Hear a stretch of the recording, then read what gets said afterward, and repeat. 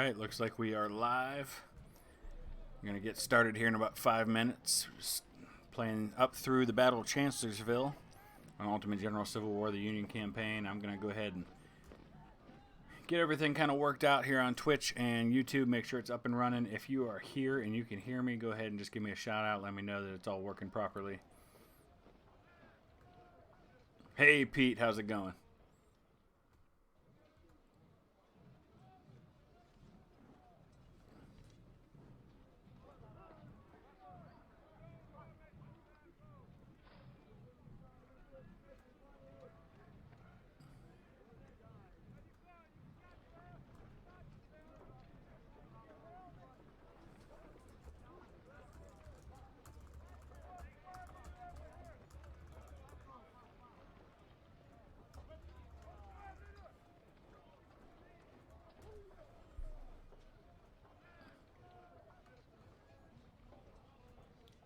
So we're going to give it a few minutes, give folks a chance to get in, get going here.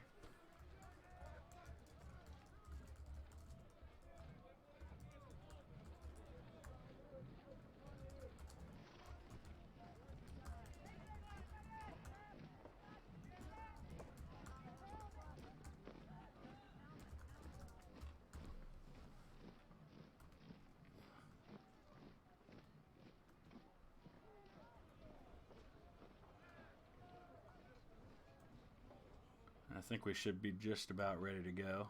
Hey, hey! Welcome from Germany. Let me see if I'm doing this right. Guten Abend. All right, B Nutzer, let's go.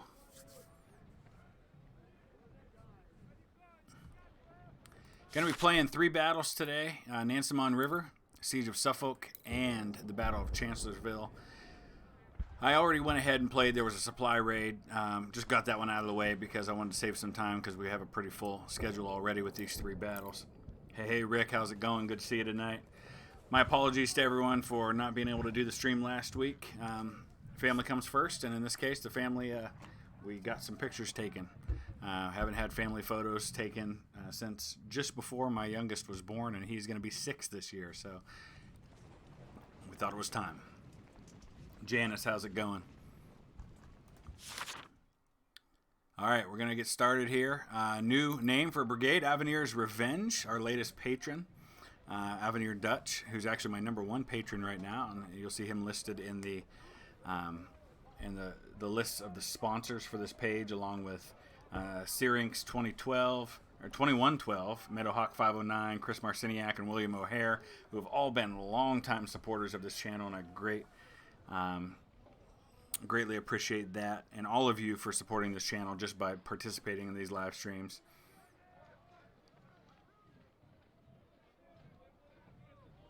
It's been so long. Yeah, we are at the Chancellorsville campaign. We've got Nansemond River, Suffolk, and Chancellorsville. We're going to start with Nansemond River here in just a minute.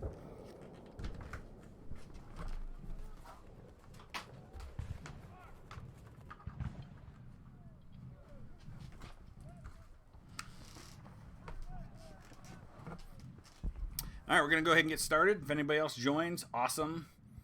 But we want to go ahead and get started here. So let me just check one more thing, and then we'll be on our way.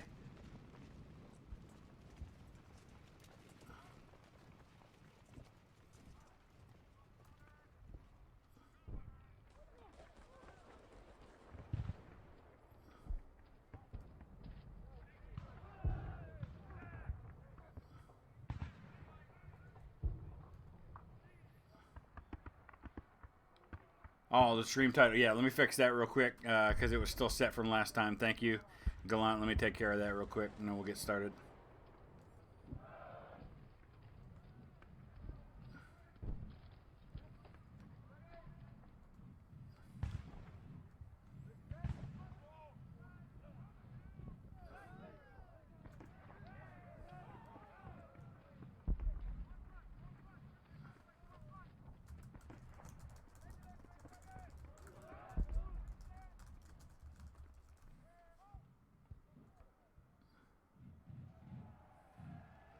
All right, now let me just fix the game, and we'll be all set here.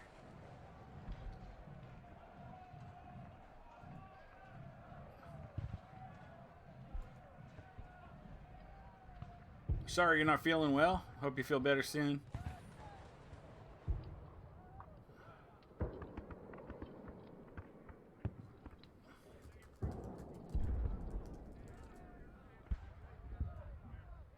All right, there we go. All right, we're going to go ahead and get started. Nansemond River. I've already got my army set up for this one, 14 brigades. This one's pretty easy. You're just going to kind of corner him up here. Going to have some gunboats to help out. I'm going to take 11 of infantry along with 3 units of artillery. I have a pretty significant advantage, so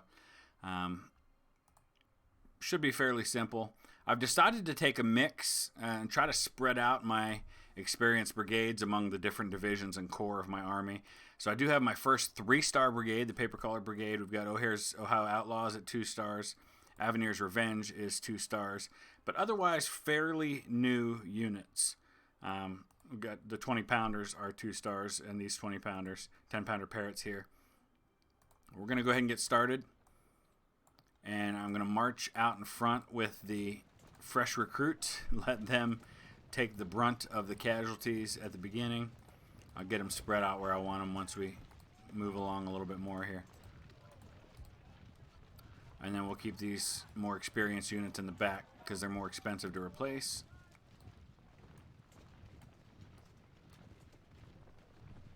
This one's a fairly quick battle. There are more than one phase to it. Right now we've got 55 minutes in phase 1.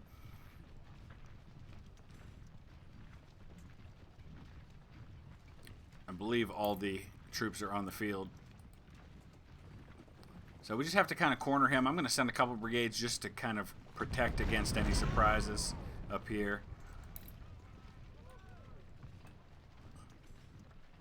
And there's some fortifications here, so I'm expecting that he's got somebody right there. So let's start. We'll just kind of move up to the woods here.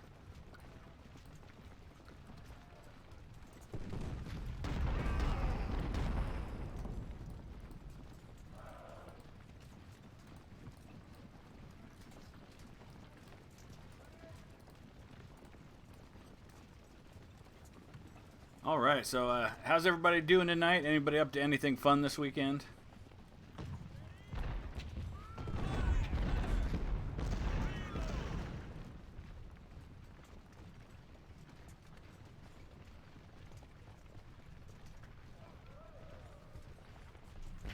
All right, so there he is. So what I want to do here is I want to send Haas up into these woods. I'm going to send these guys up to try to get on the flank of those units before I go marching straight into the fortifications.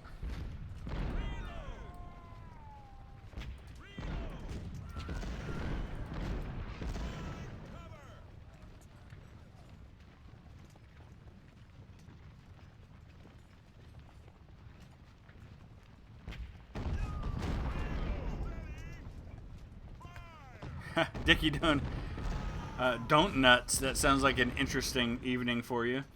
Ethan, no, this is not legendary mode, only because when I'm doing a live stream, I'm spending so much time talking to you all and following your chat that it was suggested, and rightfully so, that I do this on Brigadier General difficulty, just because I really can't give the full attention that I need to on a harder difficulty. So Brigadier General should be fairly easy. It's more about just giving us something to chat about and you know, talking about strategy in real time as we do it, not so much because it's a difficult challenge for me. In fact, especially on Brigadier General difficulty, I tell you what, after being on Legendary with the Confederates, being on the Union side at Brigadier General is a welcome respite.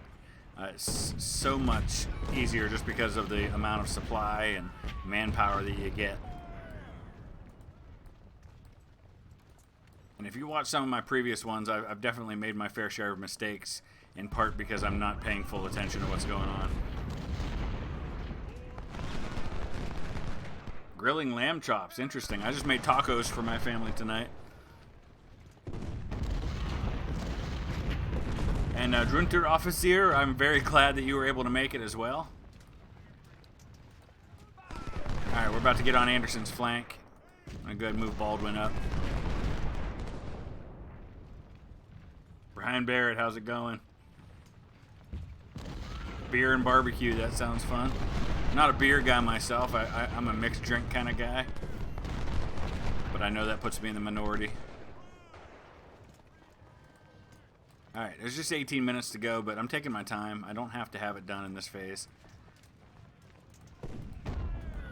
So like I said, I'm going to send a couple of units up here just to cover my flank, and then I'll start the process of shifting over to deal with our main target.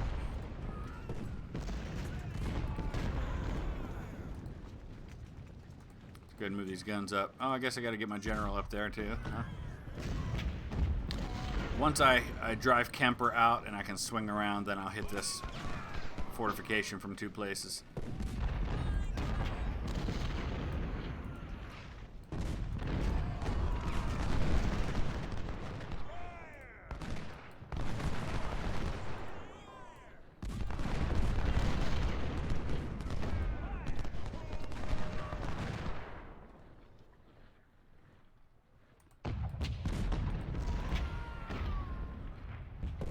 So far, so I've lost about 200 men. He's lost about 200, so it's been a fairly quiet battle so far.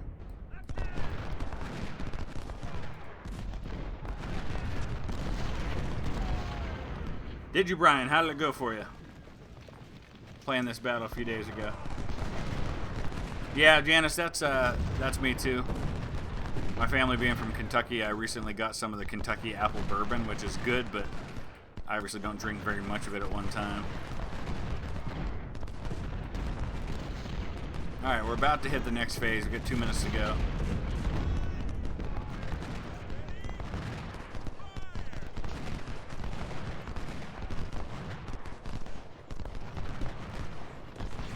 So this must be Pickett's division, because we've got Kemper, Garnett, and Armistead all showing up. Here come the Ironclads. They're going to start shelling this fort from the rear, which is a good thing, because there's a ton of artillery there. So we've got 3 hours. That's more than enough time. So I'm gonna park these 20-pounders up here, move the 10-pounders up, and we'll be shelling this fort from 2 different sides. Try to weaken some of that artillery.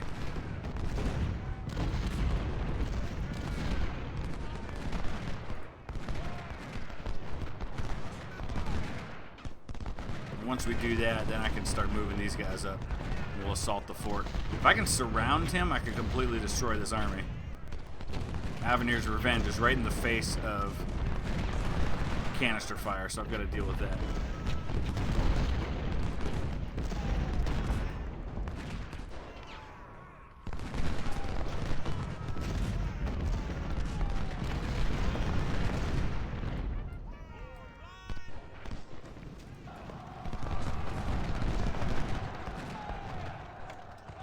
Ethan, you got 2. Yeah, they may have made a change to that.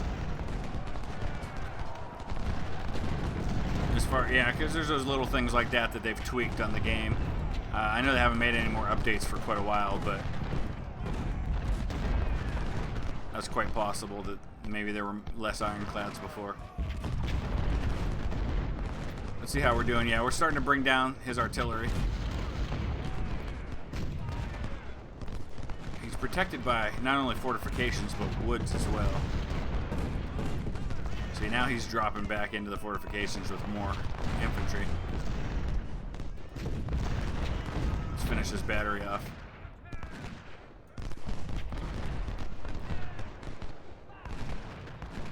Yeah, you know, that's what I'm kind of trying to do here. Hey, Joker, what's up? Brian, I'm trying to do the same thing. That's why I'm trying to lead with these 1-star units, try to get them leveled up a little bit before we get into Chancellorsville. Paper Collar Brigade may not even be engaged in this one. Alright, we're not bringing down his artillery as fast as I would like. But there's still plenty of time.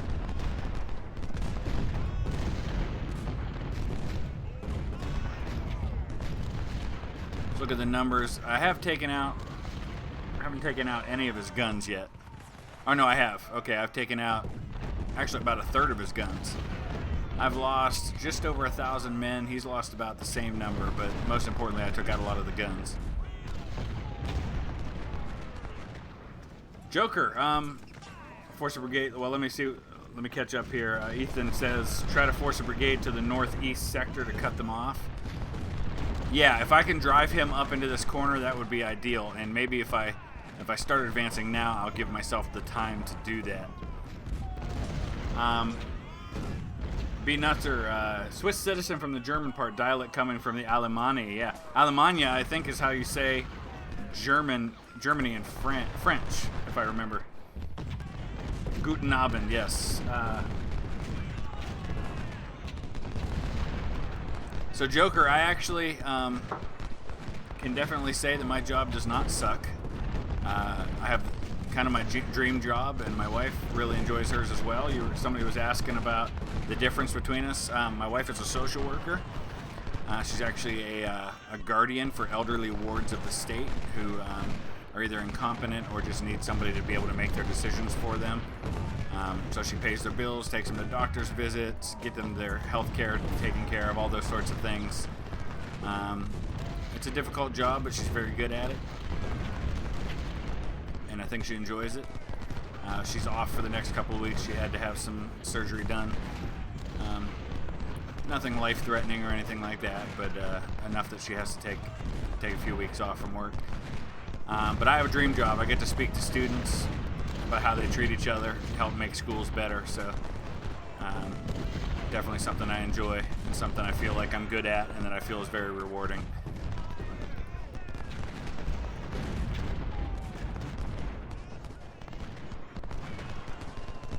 Yeah, Joker, I hear you. I know, and you know, I'm thankful every single day that I don't have a typical 9-to-5 job, because I would probably hate my job too, and I have had those jobs, and I haven't liked them. But if you're not familiar with it, I've talked about it some on my channel. I work for an organization called Rachel's Challenge out of Colorado. I work for the family who are dear friends of mine who lost their daughter at Columbine, Rachel Scott. My daughter's actually named after her. So you can look that up and learn more about what we do.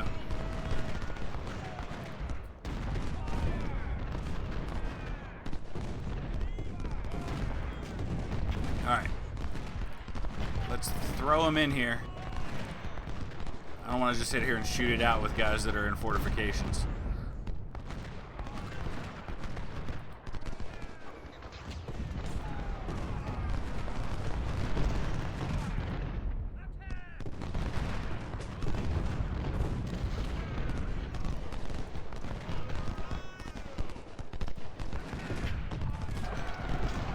Definitely don't want to be getting hit by canister fire for a long time.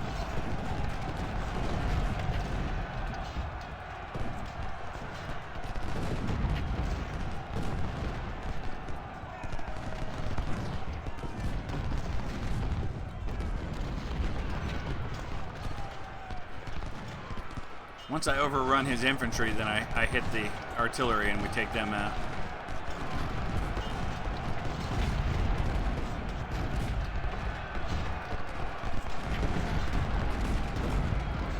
Which I'm doing now. And then the nice thing is these guys retreat right past my waiting infantry here that can put volleys into their flanks.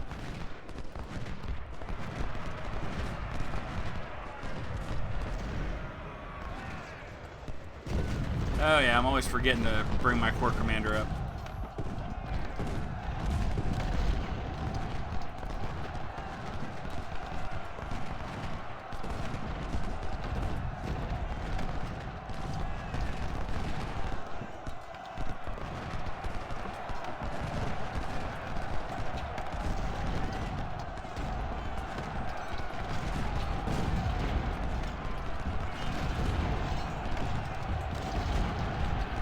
Well, Henrik Fredrickson, I get, and I intentionally try very hard to avoid discussing politics on here, and I'm not going to now either. But I get that in other countries that may be the impression, but without revealing anything about how I personally feel about said things, there are a lot of folks who actually support, the way things are being done at the top in our country.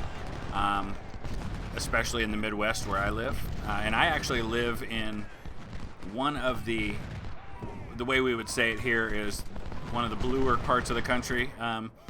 Blue usually typically means left or liberal or Democrat, whereas usually when we refer to it here, it's red is Republican, conservative, right-leaning. And I live in one of the bluest parts of the country. You don't get elected where I live without being a Democrat, period. But even in this area, there are a lot of folks who actually, I think, voted for the president. But, you know, I see both sides of the issue. I definitely see why folks in other parts of the world would have that viewpoint. And I won't talk you out of it or tell you that I disagree with you.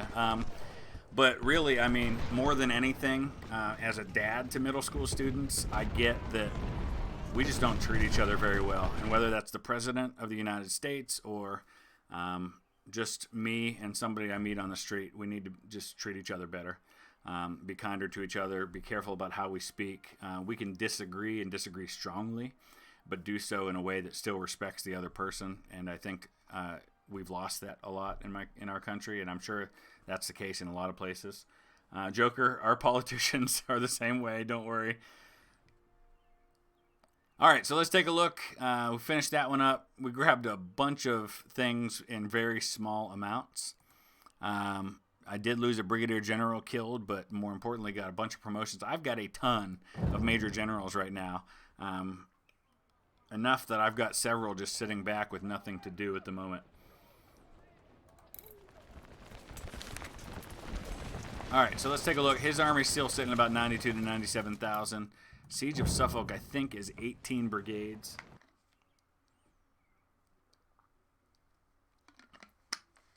Wow. Oh, that's, I get 5,000 men to start. Oh, I remember this one, yeah. So I get 5,000 men that are not mine, plus 18 brigades of my own. So, should be a good one. I get to defend this time. I'm going to go ahead and, I think, switch to my second corps for this one. We got a career point to spend first. I'm going to put it into logistics. I want to try and get more ammunition. I've also got 83 reputation points, which I'll have to spend before I get to Chancellorsville, but I won't spend yet. But I think I'll probably spend it on these 20-pounder parrots. Yeah, Pete, hey, no problem. Nansemon's done. We still got 2 to go here. So we're going to dive right in. I'm going to use my second corps for this one because they're all built up and ready to go. We've got Napoleons here, which I will need for this defense. We've also got some 20-pounder parrots.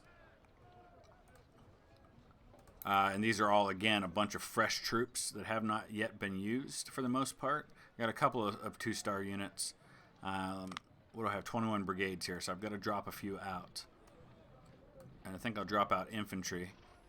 I want to save at least a little bit of cavalry just in case I find myself wanting to use those. But I'm going to put the cavalry in the 4th Division because I'm not entirely sure I'll get the 4th Division.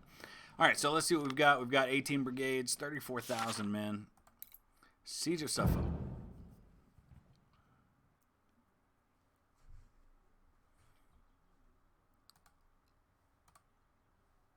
So there we have it. We're going to have almost 41,000 men against 28,000. Yeah, maybe I should have more guns because I feel like I don't need that many men, but the artillery might come in really useful. So let's do that.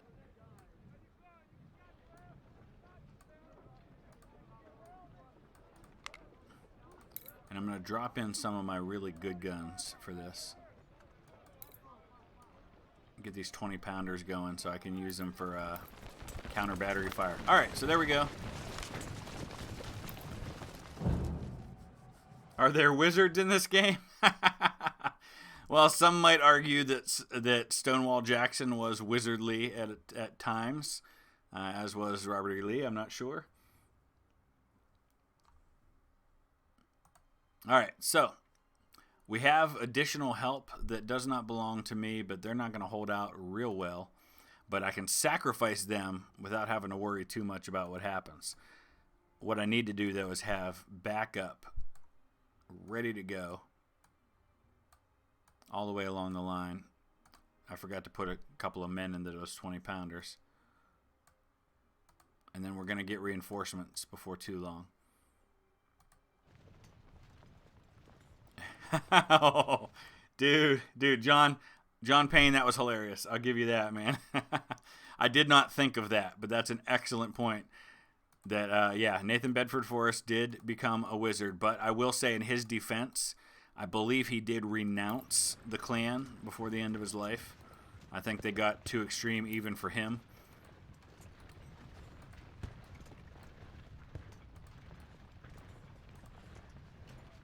These are 10-pounders. I don't want to get them too close to the line, but I do need them to be able to see what's going on. So this is a History Channel. Leave with your devilish witchcraft. It's so hilarious to me how the topics we get on in these live streams. I did my Kaiserreich live stream, Hearts of Iron 4, the other day, and somehow we ended up talking about Star Wars for a good 20 minutes, and it was great, and I enjoyed it, but it was very random and kind of unexpected.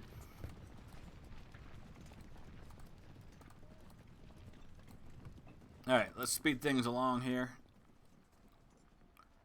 I've got more reinforcements that will be coming. I'm outnumbered right now, 3-1 on guns and almost 2-1 in manpower.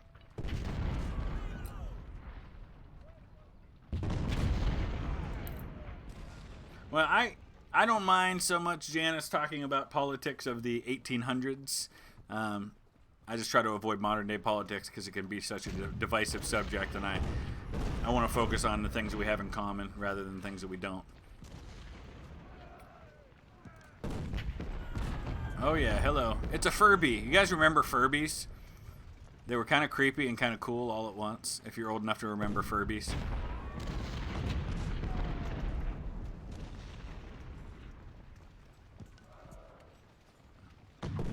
No worries, John. I thought it was funny. I think regardless of what side of politics a person's on, I think pretty much most reasonable people, left or right, would agree that the Klan is pretty awful. Alright, he's going to send one, maybe 2 brigades. Let's see if he's in. Yeah, oh yeah, these 20-pounders have a nice long range. I'm going to hit some of his artillery.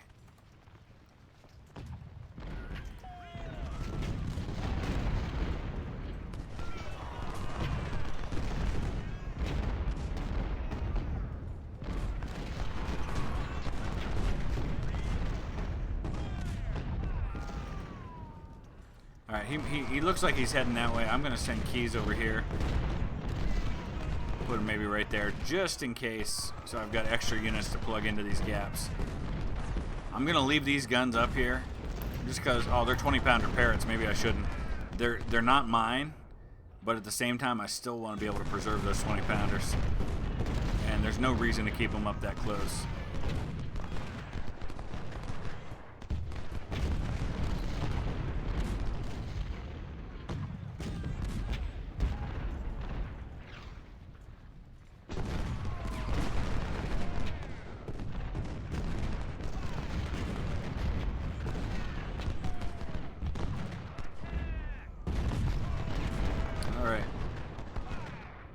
Yeah, he's definitely trying to hit me on the left. I'm going to let these guys hold out as long as they can and take the first brunt of casualties. And again, I'll have reinforcements coming.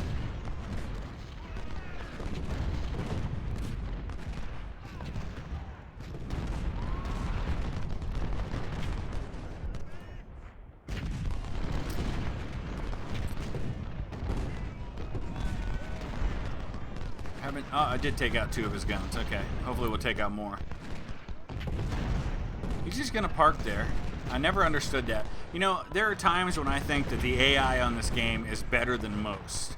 And he does operate in smart ways at times. But then there are other times, like right now, where he's got a massive advantage in manpower. And he's completely wasting it by sitting there trying to get into a shooting match with guys behind stone walls, instead of advancing and overrunning me with his numbers. If he just threw all of these brigades at me, Armistead, Kemper, Garnett, that's Pickett's division there, If he just threw all these guys, he could probably turn my flank over there, but he won't do it.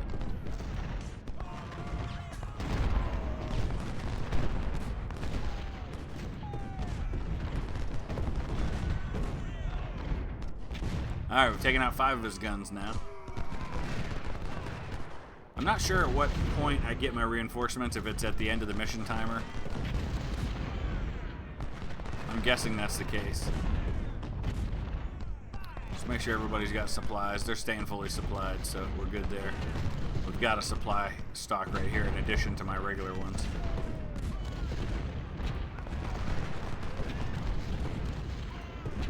So Foster is inflicting about 2-to-1 casualties. I think we can probably do better. Yeah.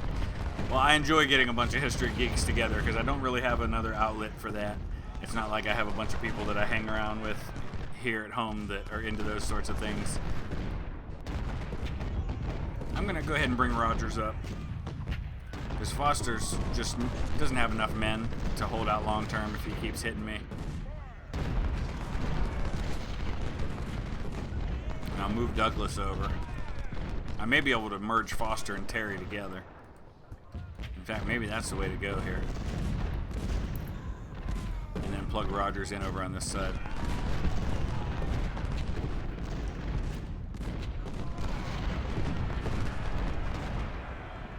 Yeah, you know, B-Nutser, that's the case in a lot of battles. There's actually a term for that, and I forget what the term is. Oh man, he's going to hit me before I merge. There was a term for that phenomenon where you could hear the sound of guns 20 miles away, but couldn't hear it like a mile or 2 away. I'll go ahead and move those parrots up. All right, now let's try this again.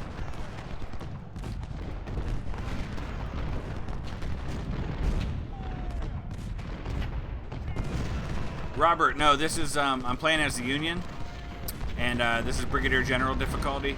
My Confederate campaign is just about wrapped up. I will have the next battle for that one on Monday. Got just a couple of episodes left before we get to Washington. In fact, probably just 1 episode left, and then I'll get to Washington. I think we can't merge these 2 yet. Acoustical Shadow, that's it. Thank you, John. Let me check real quick my Xbox name, Joker. I know you've been asking for that, and I keep forgetting to check. I'm not on the Xbox all that often. I'll ask one of my kids if I can track one of them down, because they'll know better than I do.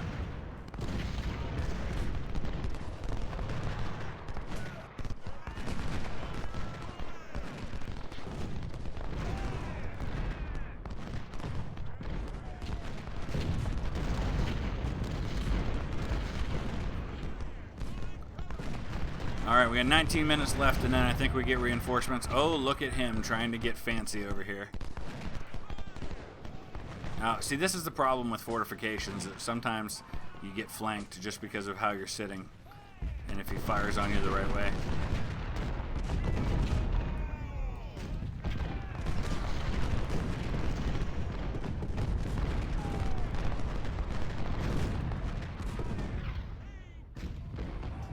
I've really done a number on these batteries, which is kind of that was the plan.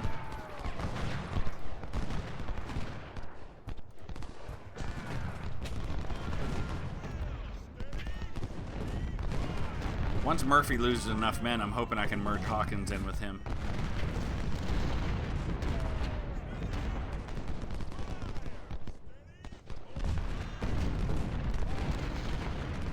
Ethan, face cam, hopefully this week. And Joker, yes, I will write it in the chat. Just give me a couple minutes here.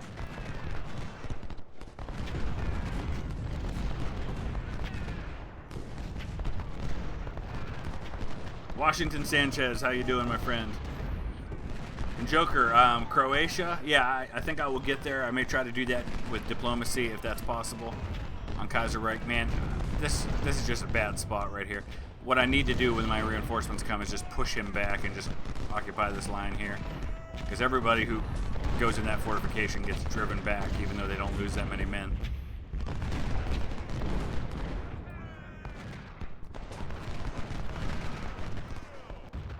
24 pounders.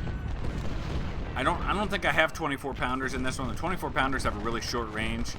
I brought in the 20 pounders because they give me the ability to do counter battery fire effectively. All right, here we go.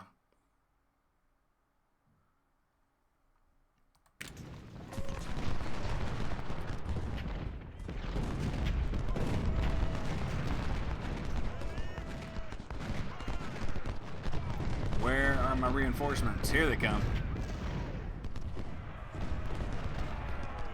Yes, Joker, I am going to go after the Italian Republic.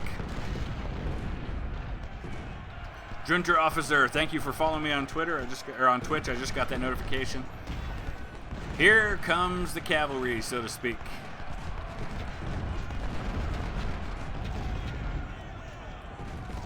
Any chance he had is now gone.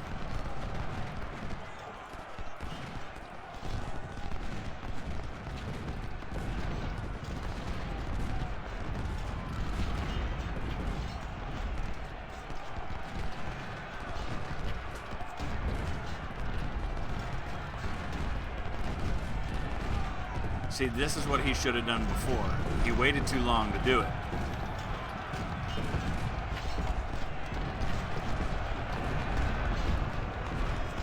Scourge of War, yes, I love Scourge of War. And in fact, in the next couple of days, you're going to see me doing kind of a little bit of a preview of a new Civil War game that I mentioned a little bit on my Discord. And I've been talking to the developers of the game, and it looks really cool. It looks kind of like a mix between Scourge of War and this. But they're going to keep me posted and let me do some kind of previews of the game once it's... Right now it's in early alpha. But if done right, it could be really something. A great Civil War game. So I'm looking forward to that. So be watching for that. I'll be doing a little bit of a preview of that coming up here soon. But Scourge of War, yeah, a lot of fun. Really enjoy that. Not nearly as good at it as I am at this one, but mainly because I just haven't played it as much as I played this one. All right, we're going to stabilize things here.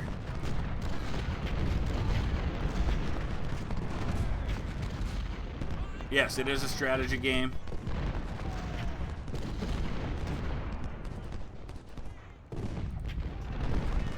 Based on the American Civil War. And I'm going to go ask my 5-year-old right now because I think he knows my Xbox name.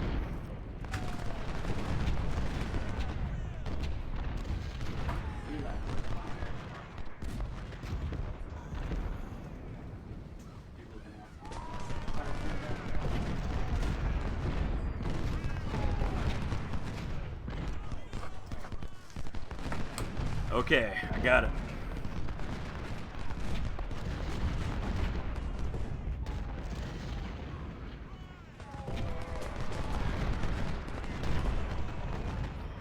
It's MOWERY 257. Maori 257 is my username. I will type it in a little bit when I get a chance, but I don't actually have a place that I can type in the chat at the moment.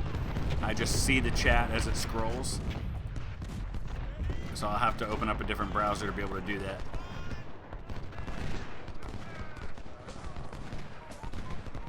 Rogers Brigade being mauled, yes.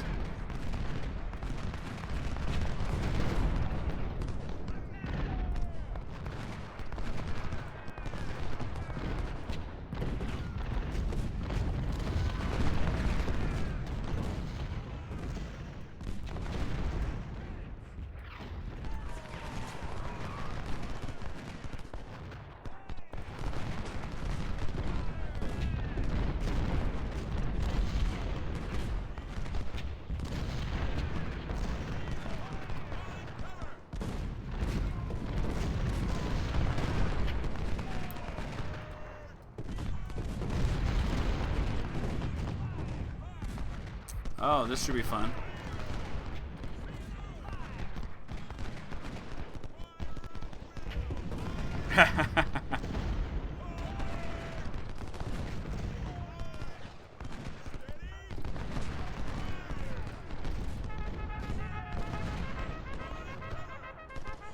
Alright, I hate when he has back-to-back guns like this because one of them always starts firing into me, so I need to get one of these brigades past the first one so they can hit the second one. Because he's going to fire canister into me and it's going to be ugly. Oh, Whiting, what are you doing, buddy? Get out of there.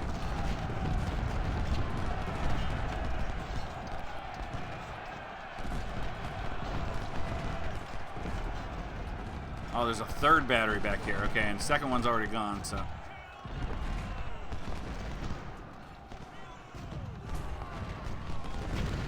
Oh, there's the shot I was worried about. And 200 men are gone, just like that. But 3 batteries are about to be gone, so.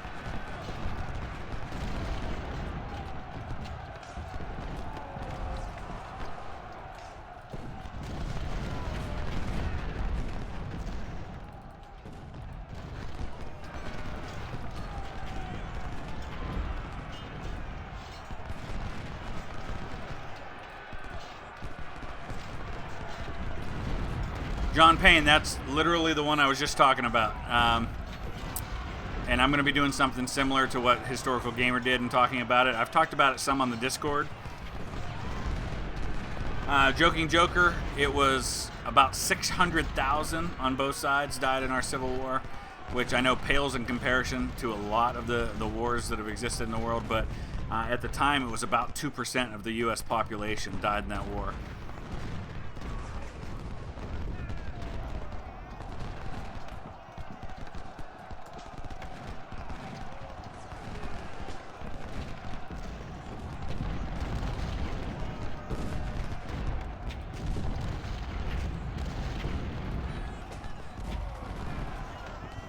Alright, 3 batteries taken out. So I've actually got almost as many guns now as he does. I've actually got more guns than he does.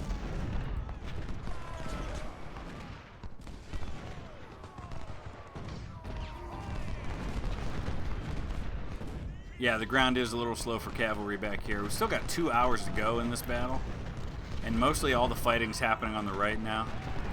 Or on his right, my left. Alright. I intentionally brought rookie cavalry knowing I'd probably take a lot of losses trying to charge all these batteries. So honestly, it doesn't even matter to me if I lose them completely because they're doing their job. They're taking out his artillery. I really could just pull back over here on this side.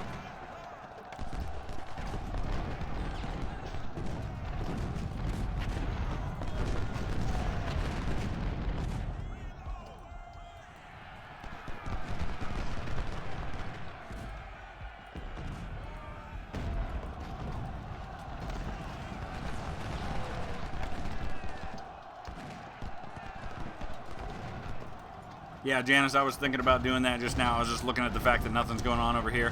I just wanted to take out the artillery first before I started advancing.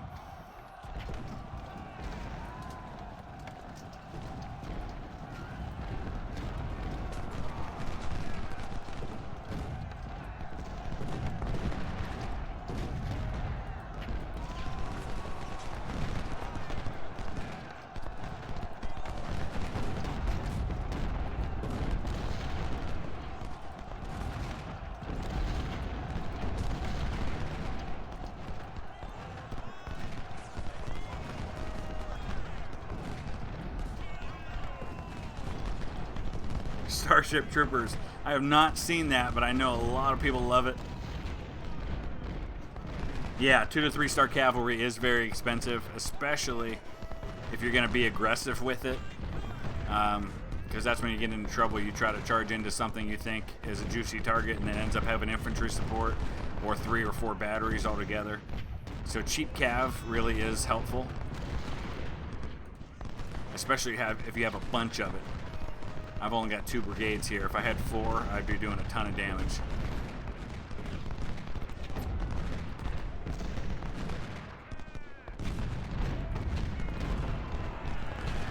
Come on, Maggleton, you gotta get in there too.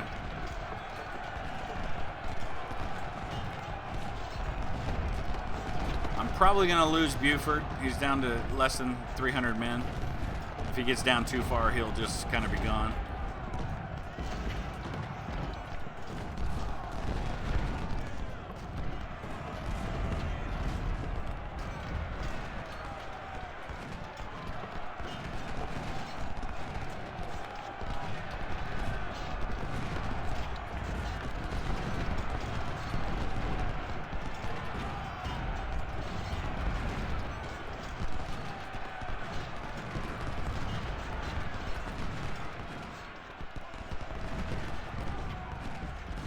Don't kill Buford off, he's your hero.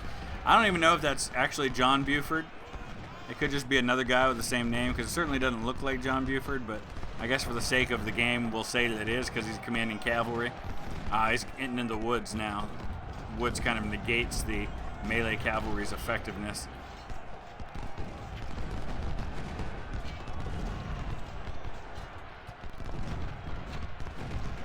Bomb to Bomber, this is the Siege of Suffolk. It's the last battle before we get to the Battle of Chancellorsville on the Union side. And it was a historic battle. I believe, if I'm remembering right, and my memory could be hazy, I'm 40 now, I believe James Longstreet commanded the Confederate troops in this battle. Alright, Jenkins is about to get back into the open, I think.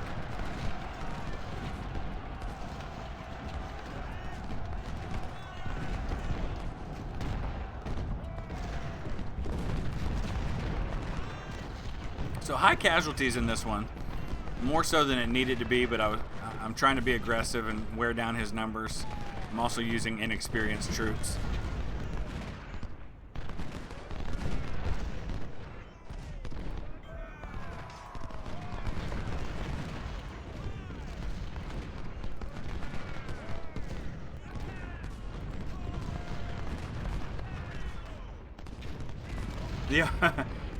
The only Buford that works is the one played by Sam Elliott. I could not agree more. I mean, when I think of casting choices for Civil War people, I can't think of anything that was better than Buford. Sam Elliott playing Buford. He was just absolutely perfect in that role. I like anything Sam Elliott does, but he was just born for that part. He really was.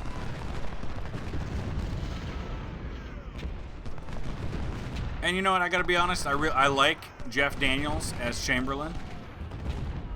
I think he plays that part well. And of course, anything that oh gosh, what's his name that played Pickett in Gettysburg and Stonewall Jackson? He's just brilliant in anything he does. Stephen Lang, that's who I'm thinking of.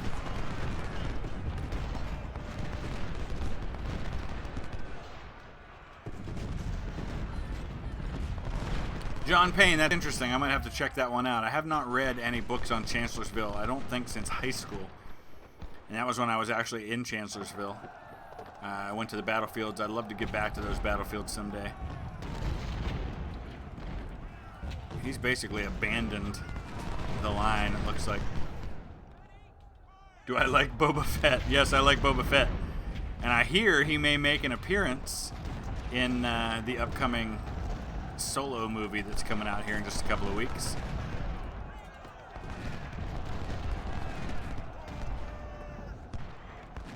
Yeah, you know, I've never seen Avatar, but I know he's in that.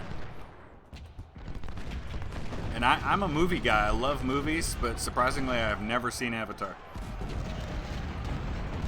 Yes, Sam Elliott and We Were Soldiers, also an excellent movie. Highly recommend that one. Wonderful movie. I like that one a lot. Of course, you have him playing a general in Gettysburg, and then an enlisted officer or an enlisted man in We Were Soldiers.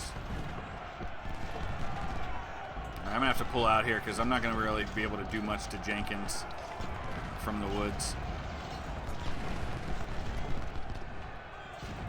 I'm just being way more aggressive than I need to be, but hey, whatever. We'll send Murphy up because he's not my man.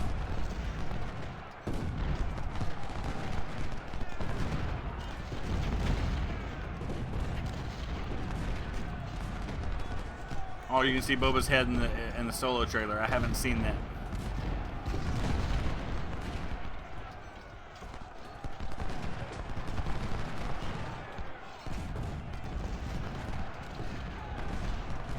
Avenir Dutch, what is up, my friend? Hey, your brigade made an appearance in the last battle. He's not in this one because he's in the first corps. But they were in the previous battle that led up to this one. Avenir's Revenge.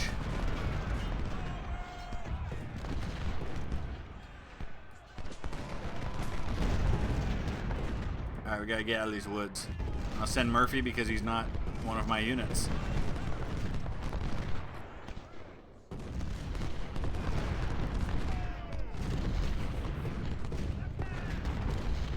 Sam Galloway. Isn't he portrayed? I think he's portrayed in that movie, isn't he?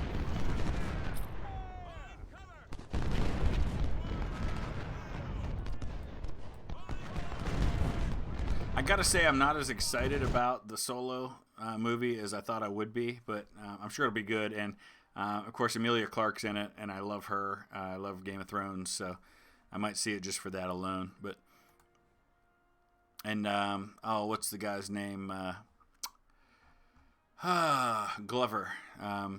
Donald Glover. He's fantastic in anything he's in as well, and he plays. Gosh, man, I'm drawing a blank on names galore right now. Lando Calrissian, he plays him. So, all right, so we gathered up some captured weapons here, rescued a few things here and there. Let's look at officers. 2 wounded, 2 killed, another promotion. Let's get ready for Chancellorsville. Call it Night's Watch. Because the North remembers. I love it. Now we're getting into our Game of Thrones talk here. All right, 1 career point. It's going logistics again because I'm fine with the amount of manpower that I have. Let's see what he has at Chancellorsville before I start probably scaling him up.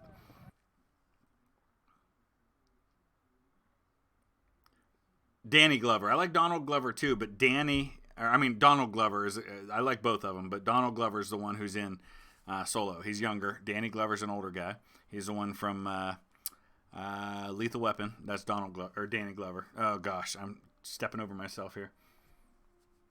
Ehrenreich. Yeah, well, Ehrenreich obviously has got to be a German name. Honor Empire. Interesting.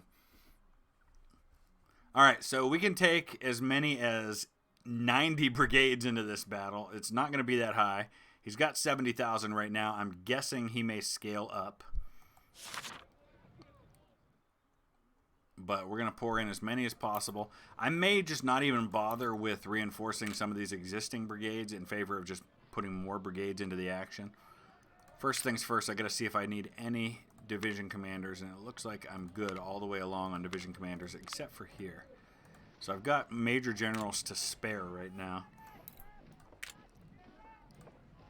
What I don't think I have are enough lower ranking officers.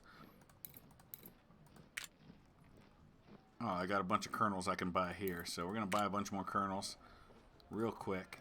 Sir, yes, sir!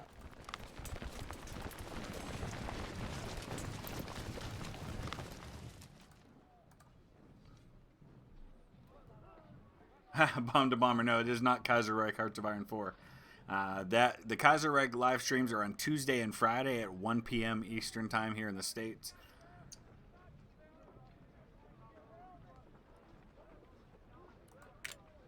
All right, 3rd Corps is pretty full already. They've got 24 brigades. I got to get some more artillery back in the 1st Corps.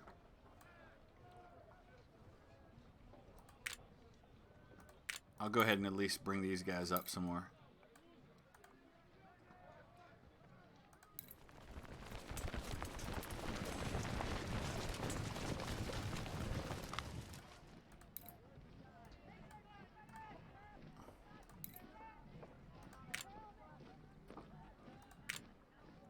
A lot of artillery here. Here's some 24-pounders.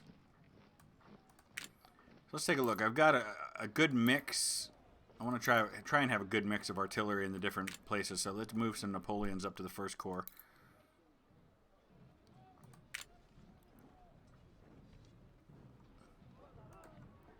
I bought some colonel. Oh, I got another major general right here. I'm out of colonels that I can buy. So what I can do though is I can switch over some of my batteries to be commanded by lieutenant colonels and free some up that way. Yes, sir. Got another. I got more major generals than I know what to do with right now.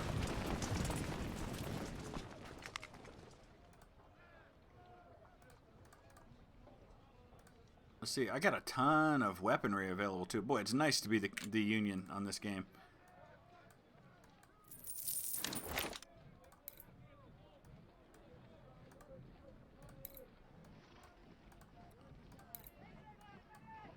Yes, sir.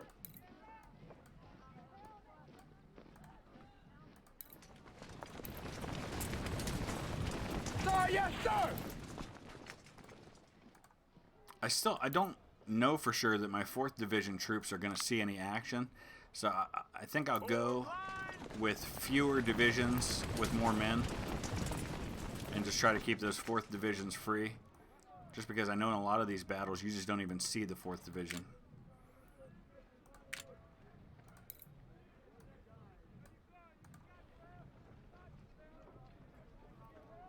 Let's take a look here and see if he's scaling up at all. He was at 70,000 men. The title changed back on Twitch. Oh boy, let me take a look. Oh, it sure did. Look at that. What is going on? Let me fix it.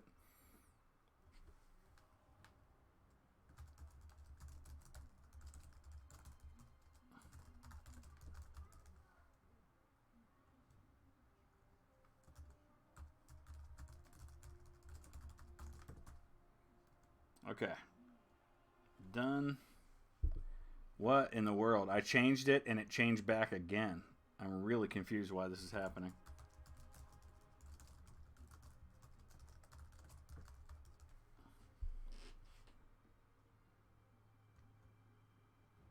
I keep changing it and it keeps going back. I'm really not sure what's happening there. So I apologize, guys, watching on Twitch. I have edited and changed it 3 times and it keeps going right back to Kaiserreich.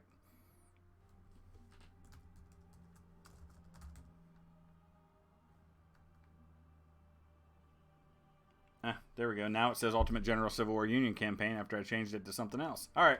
I think we're good now. Gene Hackman. Gene Hackman is fantastic in anything. Yeah, he didn't scale much, so he may be limited. We may have maxed out his scaling. I've noticed that if you get to a certain point, they do max out on their scaling.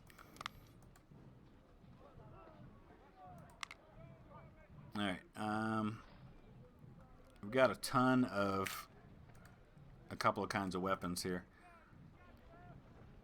All right, I'm going to put a lieutenant colonel for now, but I'm going to see if I can find another. Okay, we don't need a brigadier general. That's Ryan Buford, by the way. Yes, sir. I'm going to look for anywhere that I can free up some of those officers. This is an infantry unit here, but I don't need it to be 2 stars.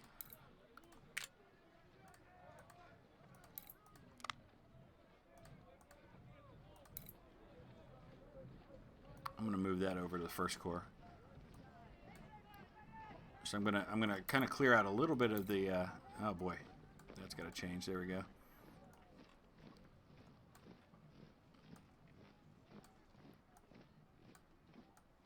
Like I said, I'm going to try to keep 4th Divisions empty wherever possible.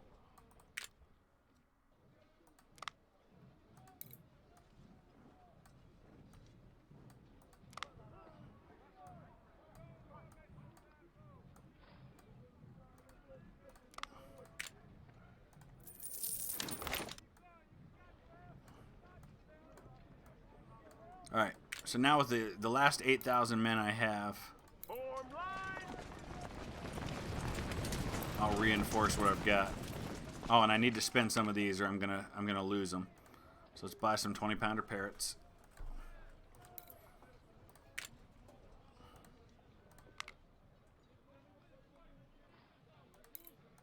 I've got 26 of them, so I've actually got enough for 2 batteries.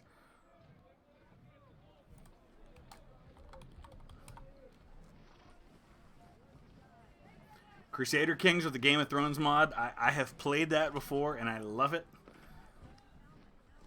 Joker, the current direction of our youth, I think a lot of it, and boy, I could go all day talking about this. I think a lot of it starts at home.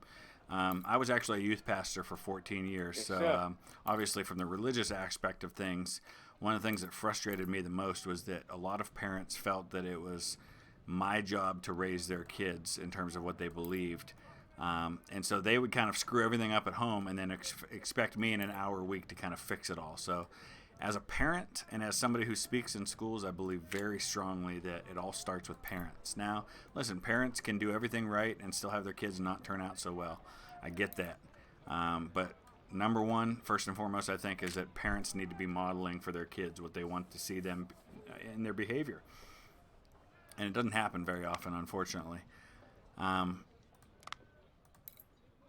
So, I think that's kind of the main thing, and I think we need to hold them. I think another thing, at least here in the States, is that people have become so lawsuit happy. They want to sue over everything that I think a lot of times in our schools, they're afraid to discipline the kids properly because they're afraid of being sued because of it. So I think discipline's a real problem because there's so many entitled teenagers that think they can do whatever they want because their mom and dad will back them up at home instead of being parents. So that's just me, my 2 cents about it. I got 3,000 more men. You know what? I'll hold off just because I'm going to have to reinforce at some point anyway because it's a multiple-day battle. But yeah, Washington Sanchez, Crusader Kings 2 Game of Thrones mod, fantastic. I love it. It gets a little bit away from my focus on history, but I could see where that could be interesting to play, even if not as a series, just as something fun to do. All right, so we're going to take 106,720 men. This is one of the largest armies I've ever had on this game. Rod Steiger in the heat of the night. Both the movie and the TV show were fantastic. I watched that TV show a lot growing up, and I loved it. If you guys aren't familiar with it, In the Heat of the Night is basically the concept is a black detective and a white police officer working hand in hand in the South in an area where that was kind of frowned upon. And it's really fascinating. It's really good. Okay, wow, it's been a long time since I've played on the Union side in Chancellorsville, and I'm thinking that first thing I need to do is look at victory conditions. I need to hold Orange Turnpike and Orange Plank Road. I do believe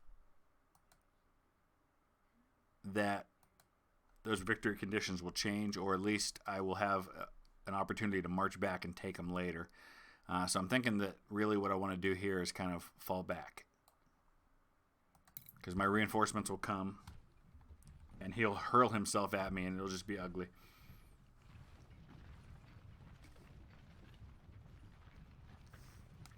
Joker, I absolutely agree. A lot of them need a smack in the arse, as you said. They need a whipping boy, yes. I can get Buford in the government icon. Oh, that will happen, Brian Barrett. You guys help me remember to make sure I get Buford, because we've got to have him. So these are Napoleons here. We'll pull back the 20-pounders.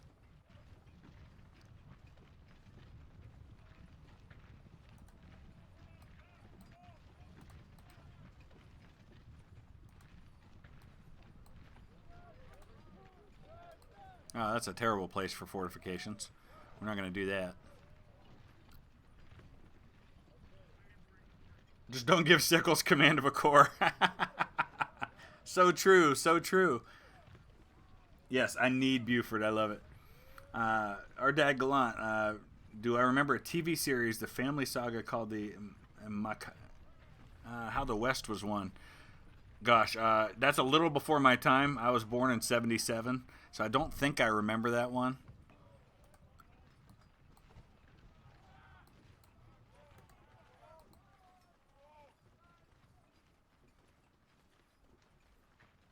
All right, let's speed things along here.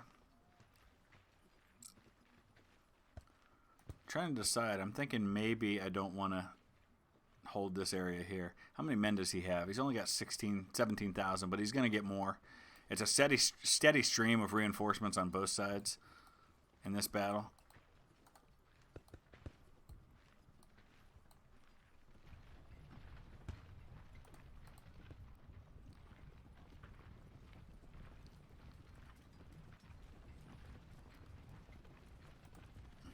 Yeah, I think John Payne. I think the reason people forget about Sickles at Chancellorsville is because it's really easy to focus on Oliver Howard screwing up and on the fact that Hooker basically just kind of lost his marbles at this battle, and basically, I don't know if he froze, if he got a little shell shock, or what happened, but his head was just not in the game at all at this battle.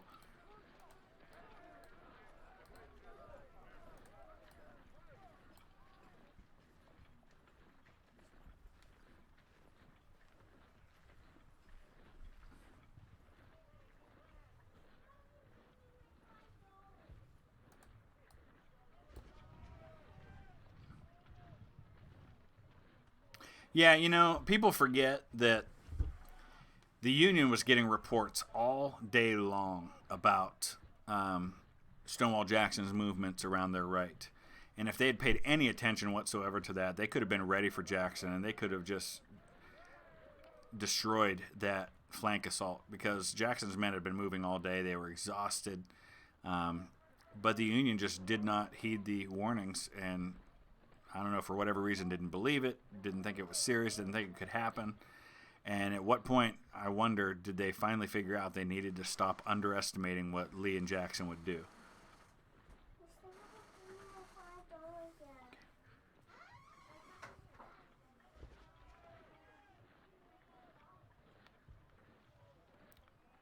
Joking Joker, did they have a chance? Not on their own, I don't think so. There were basically only two ways the South was going to win the war. Number one, they had to erode Union public support, which could have happened by 1864 if things had gone differently, because there were a lot of folks, especially in the Democratic Party of the day, who were pushing for suing for peace. The Democratic platform in the 1864 election was to sue for peace, though McClellan, who was the nominee for president on the Democratic side, wasn't personally in favor of that. So they were never going to win it on the field. They just didn't have the manpower or the resources to do that, even though they had the generals. So they had to erode public support. And the other thing they really had to have, just as the Americans had to have in the Revolutionary War, was foreign intervention. United States never would have won the American Revolution without French intervention. That was absolutely necessary. They also got Dutch money. But the difference in the Civil War, American Civil War, was slavery. Because the British government still had slaves. The French, I don't know if they did or not, but slavery wasn't a make or break issue during the Revolution. But in the American Civil War, it absolutely was, and there was no way that a European power was going to step in on the side of a slave-owning government versus one that did not support slavery. And I think that was just kind of the issue there. So no, I don't think, given the circumstances, the South really had much of a chance at all.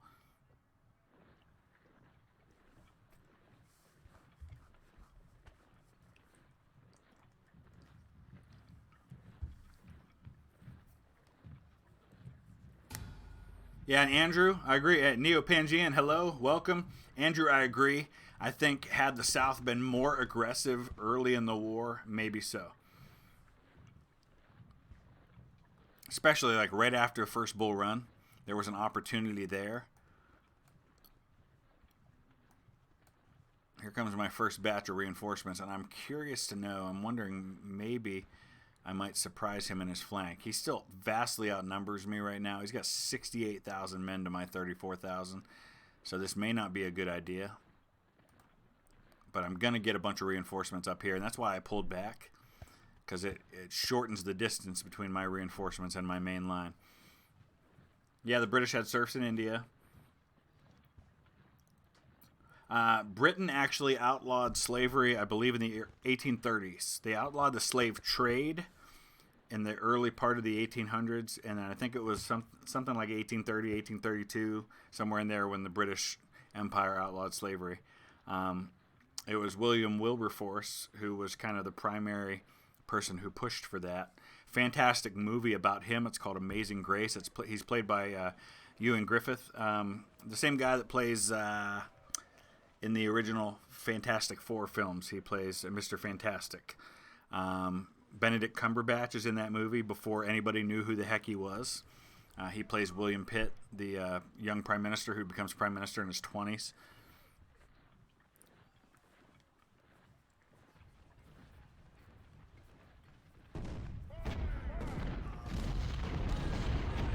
Yeah, HOI4, the Copperheads, that's kind of what I was talking about. And Clement Vallandigham was the leader of the Copperheads, and he was from right here in Ohio. And he was actually banished to the Confederacy. He was a congressman from Ohio.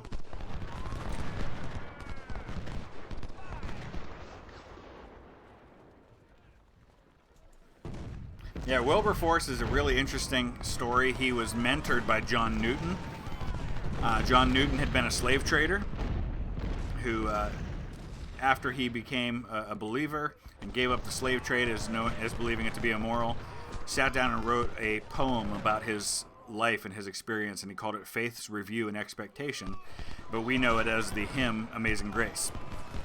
And so that's why the film has that title, because John Newton, who's played beautifully by the same guy who played Daddy Warbucks in Annie, he mentors him, and there's this line I love in there where John Newton has gone blind later in his life, and he says, "I once was lost, but now I'm found." Or he says, "I once was blind, but now I see. Didn't I write that?"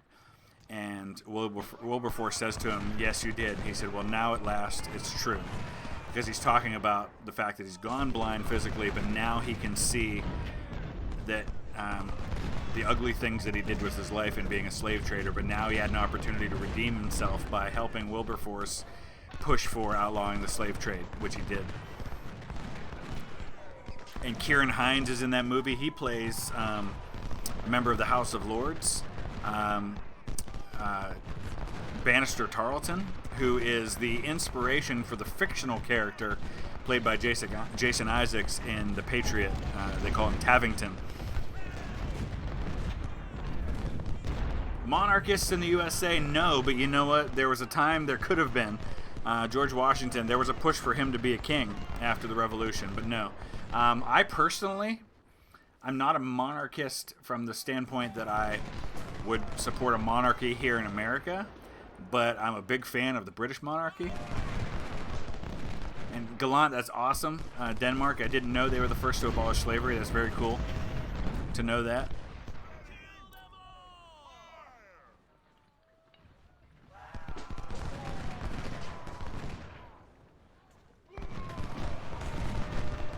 Praetor, you should probably look that up. John Newton actually became a pastor. He definitely left the slave trade. He actually had an encounter with some Moravian missionaries during one of his slave trading expeditions, and he very much gave up that lifestyle. And I agree with you that most people would not have seen it as wrong, but he definitely did. Tom Wilkinson, yeah, he played. What's his name? He played Cornwallis in The Patriot. Another one of those guys who can play anybody and does it fantastically. He's in Mission Impossible. He played Benjamin Franklin in John Adams.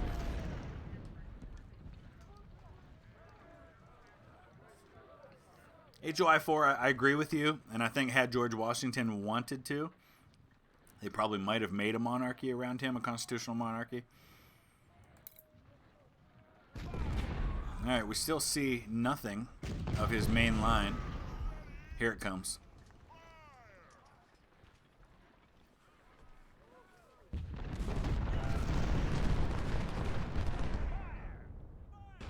Gospel Junkie, Bomb to Bomber, following me on Twitch. I thank you guys for that. Appreciate it.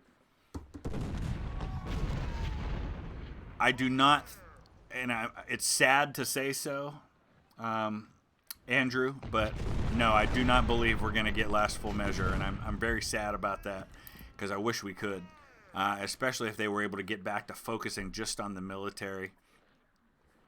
I think it would be really, really, really cool to see that, but I don't think it's going to happen. Yeah, Neo-Pangean, I think I read that somewhere. I didn't remember the details of it, but yeah, I think they hadn't.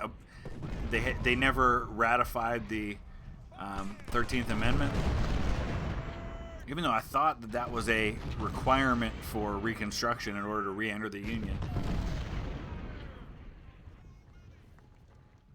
Yeah, Praetor, the British weren't only cruel to their enlisted in the Navy, they had a habit of taking other other nations' people, and putting them into the Navy. That was one of the primary causes of the War of 1812 between the British Empire and the United States, was their impressment of American sailors into the British Navy. All right, so basically the same numbers now. This is phase 2 of the Battle of Chancellorsville. Let's pause for just a second because it always reorganizes my forces, and I hate it, especially on this battle that they do that. And of course, here's the famous flank that's hanging out to dry, and I almost feel like I'm cheating in some ways because I know that the flank attack's coming. But hey, so it goes.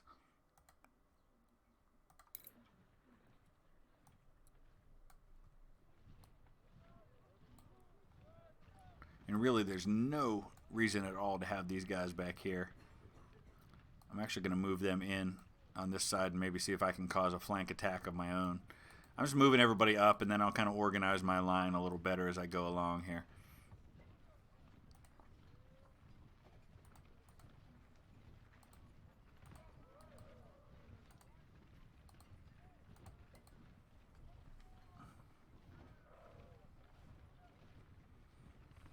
Yeah, Korean War, same thing. It's technically still going.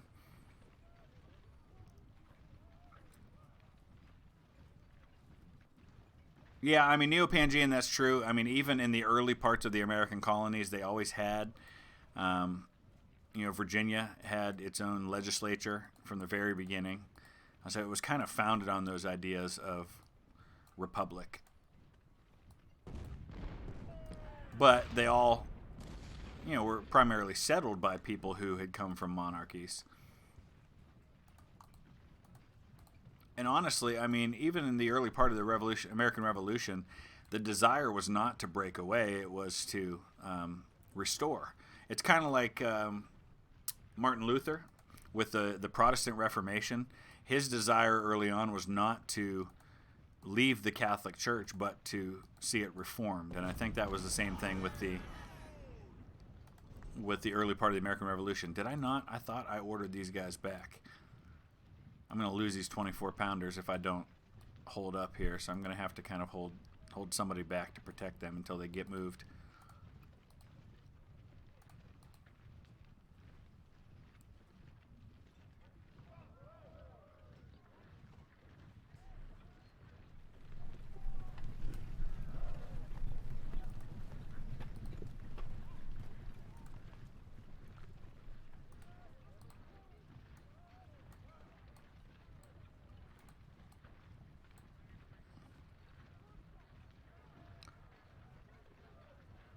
We've got so many troops right now. It's just it's a lot to kind of organize.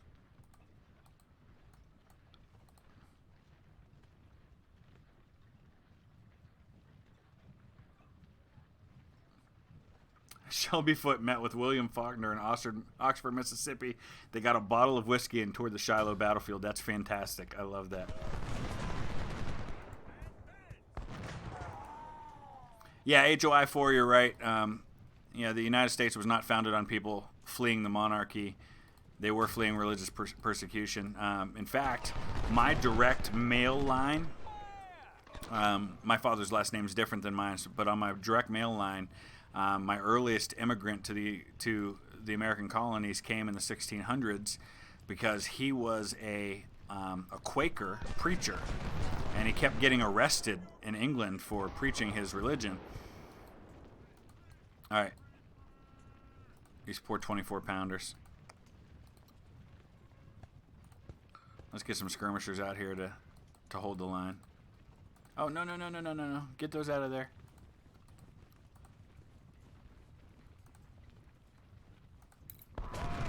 Oh, boy. At least they only lost a couple.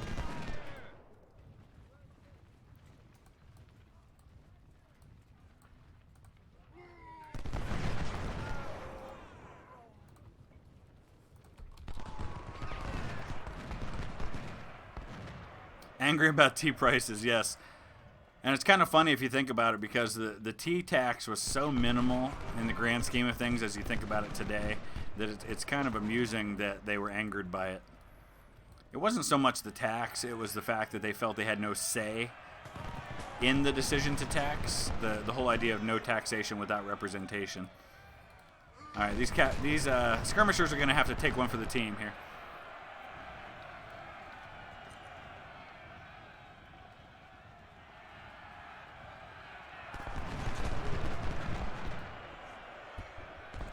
And it's funny because a lot of people forget that in the American Revolution, it's far from a sure thing that every American in the colonies was in favor of that revolution. In fact, I've read somewhere, and I don't know how accurate this is, that basically about a third of the colonies were in favor of revolution, about a third were pro-monarchy, loyalists, as we call them, or Tories, and about a third were kind of in the middle or just really didn't have an opinion real strong one way or the other. I have something like 14 ancestors who were patriots, as they were called, who fought for the American side in the American Revolution. But I also have several who were very staunch loyalists. 2 of my ancestors were hanged because they were loyalists, which happened a lot more than people realized during that war. In fact, one of my ancestors on my dad's side was the Patriot militia captain in North Carolina who arrested and hanged one of my mom's ancestors. So if that doesn't give you a perfect picture of the American experience, I don't know what does. Here comes Stonewall Jackson.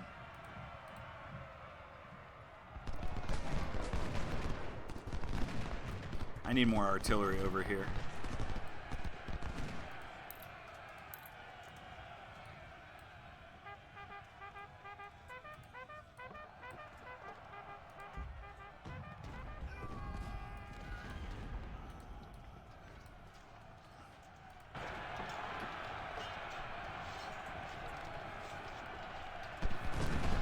Blue face paint and screaming freedom while charging into the British. Yes, the Scots.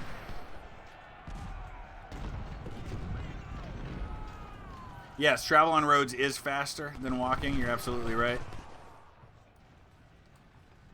And it's one of the things I wish this game had, was a mechanism by which you could just tell troops, go from here to here and take the roads. Yeah, you can have my skirmishers.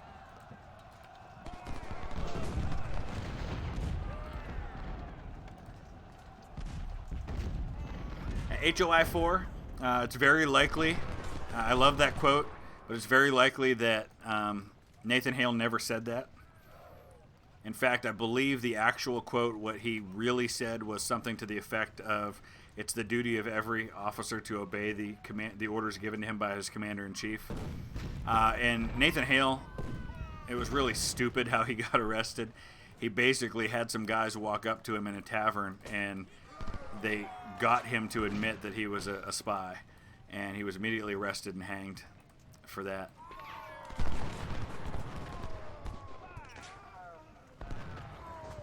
Braveheart and Patriot, 2 Gibson movies.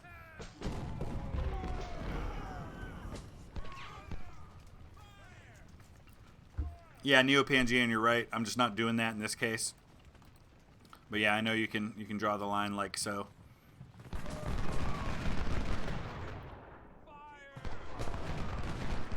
Alright. Oh, look at him playing the supply game. He likes to do this thing where he puts the supplies out there hoping that you'll come out and try to grab them. And guess what? In this case, I'm going to bite.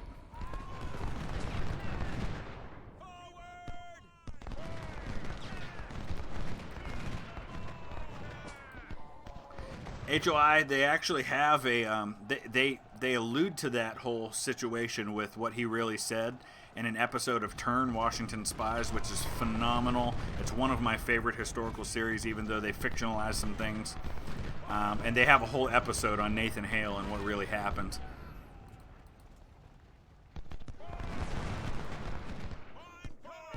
And I absolutely love how they portray Major Andre in that series. I think they captured him perfectly. The guy who's actually an American who plays him just did a really great job of making him a very likable figure, which from all accounts he was. Alright, I gotta protect these supplies till they get behind my lines. Yeah, AI uses them as scout. Well, they look like bait to me. And in this case, I took him. He should use skirmishers for scout.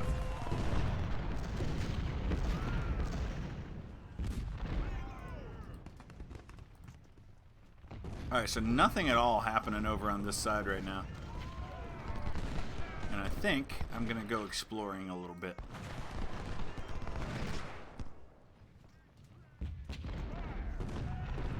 You know what, Neo-Pangean, if you guys are ever interested in such things, there is another supply unit here. Me being somebody who's really, really into family history and genealogy, and I know they have this series in other countries as well. It's called Who Do You Think You Are? Hey, there's General Lee scouting things out, which means the infantry is probably not far behind.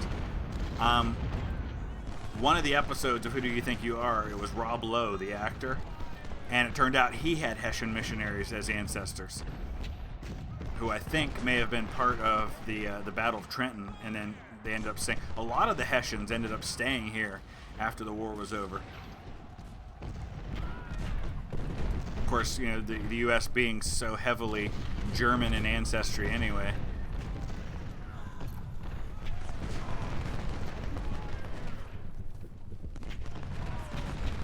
He's got some big brigades coming at me here.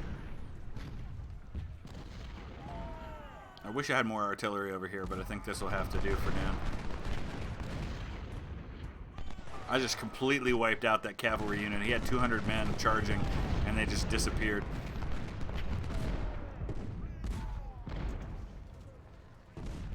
Andrew, that's really interesting. You know, I think a lot of people already know this, but George Washington's wife, Martha, George Washington never, to our knowledge, had any biological children. Now, there's some question he might have had a son named West Ford with a slave woman.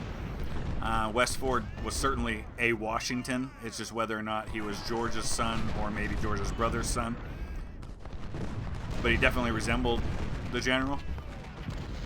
But George Washington's wife was previously married, and they were the Custis family, and they were the ones who had Arlington House, which is now Arlington National Cemetery. And Robert E. Lee's wife was a descendant, I think a granddaughter of Martha Washington.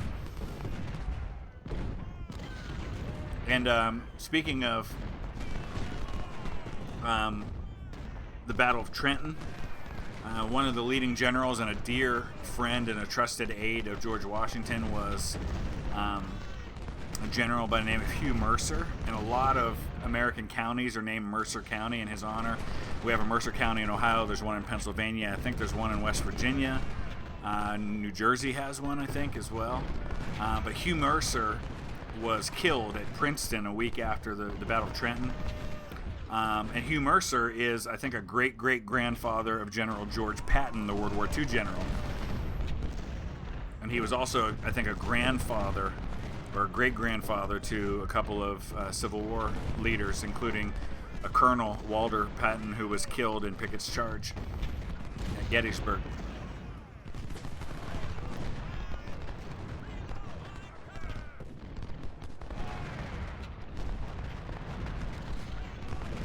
So it's still been a pretty quiet battle, really. I mean, I haven't faced the brunt of his army yet.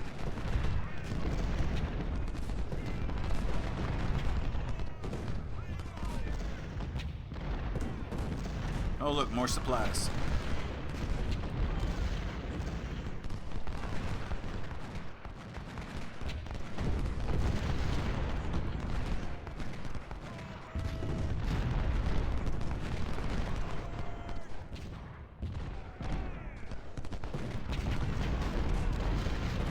He's got their supplies sitting right on top of his infantry there.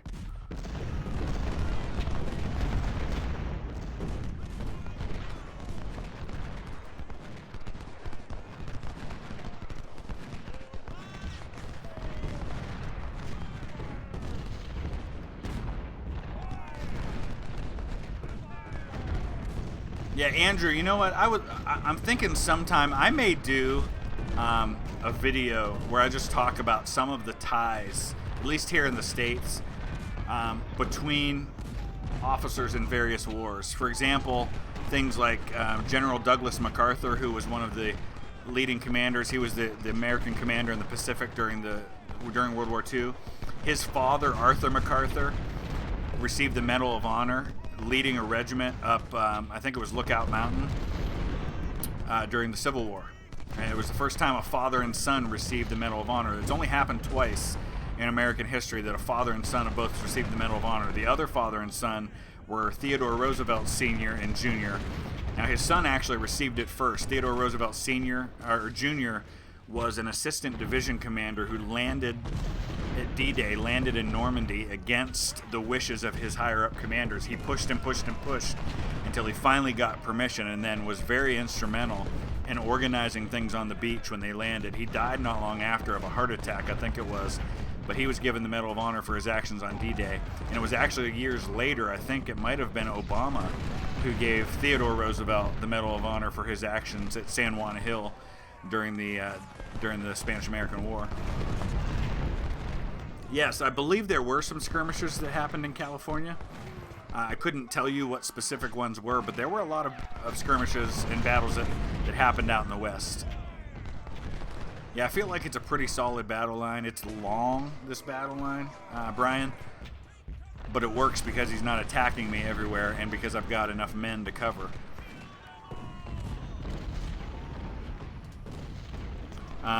So there's a scene in Gettysburg where Louis Armistead's character talks to the British advisor who's there, Colonel Fremantle, and he starts to point out some of the men who have ties to people from the American Revolution. Of course, Paul Revere had, I think, a grandson who fought in the Union Army. Who was the guy that said, "Give me liberty or give me death"? It was Patrick Henry, and I think he had descendants who were in Pickett's charge. Zachary Taylor, who was president of the United States, had a son who became a Confederate Lieutenant General, Richard Taylor, who was the last high-ranking Confederate officer to surrender during the war.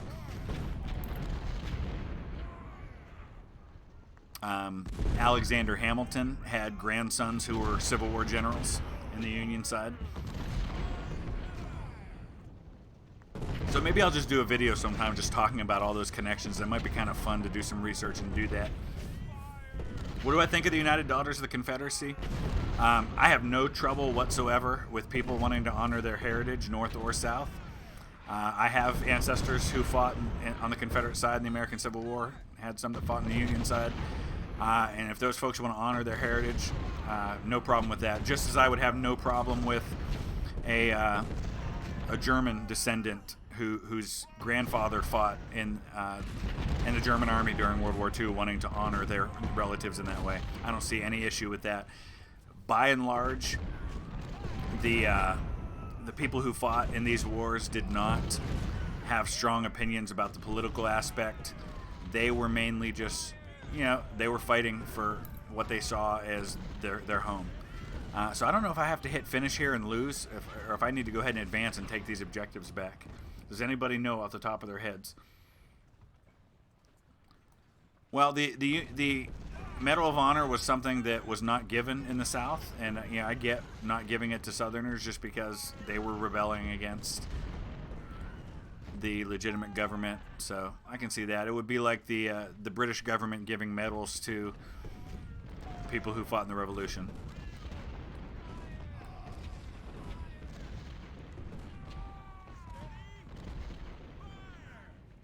I thought there was another day coming, but I'm just concerned if I hit finish that it's going to cause me to lose this battle. Does anybody know for sure if I hit finish, is this going to continue, or is it going to tell me I lost the battle? Well, here's maybe what we do. How about this? Let's save and hit finish. Okay, we are going to the next day. Perfect. No problem. So I guess we answered that question.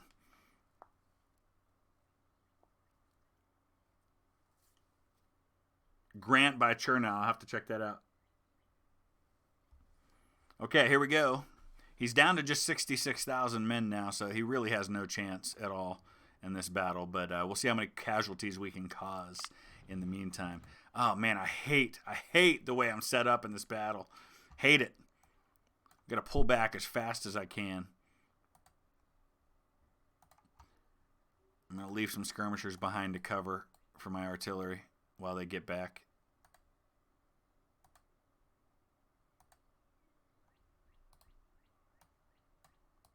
I'm just going to start sending them back, and then I'll build the line the way I want it. This actually isn't a bad position here to let him come into a field of fire in this angle. I kind of like it. I think I may keep it there. All right, so this should be the last phase of the battle. I don't know. Did that happen at Waterloo? Does anybody know if the British gave every soldier a medal? I can see why that would be the case.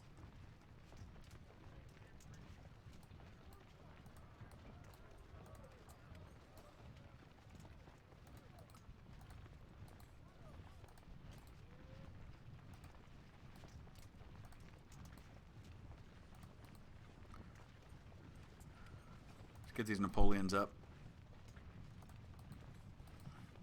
Move back the 20-pounders.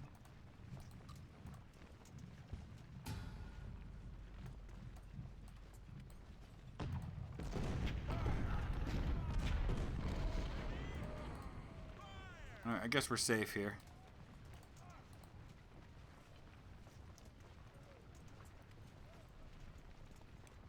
I will say this about giving medals out recently. One that I think was way overdue and definitely deserved was during the Obama administration here in the States. Alonzo Cushing got the Medal of Honor for his actions at Gettysburg. I mean, that was a serious injustice that was rectified long after it should have been done. Because there were men getting medals of honor for capturing flags. If you captured a flag, you got a Medal of Honor during the Civil War. And for Alonzo Cushing, what he did at Gettysburg, so much more valiant than just capturing a flag. I mean, I get the motivation for that, for wanting to give out that medal for people capturing flags, but Cushing definitely deserved it. So he's going to come at me here. I was kind of hoping he'd come at me further up this way and kind of fall into a nice field of fire.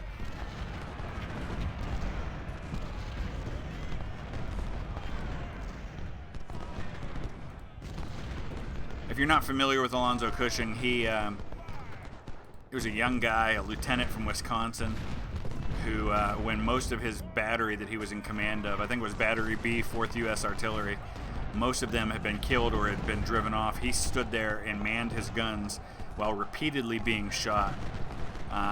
Who knows how many casualties he caused. He ended up taking a bullet to the face at the end. This is a really bad situation here. I may need to advance out.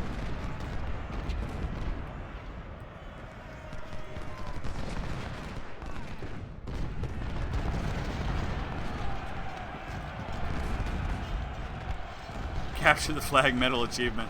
Yep. Yeah, I don't like how this sticks out here.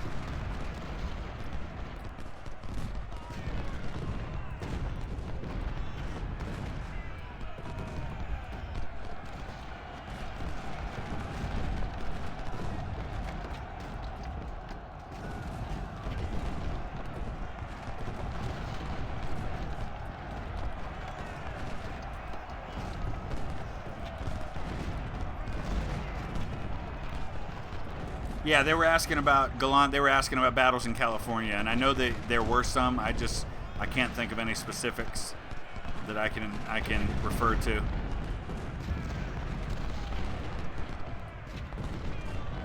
I have to get some help over here to this side.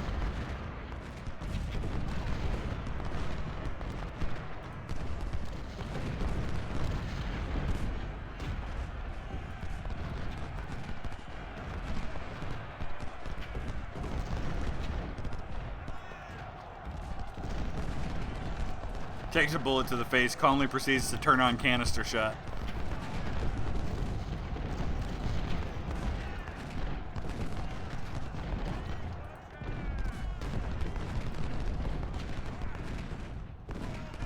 really hate my position here, but I think I'll be okay.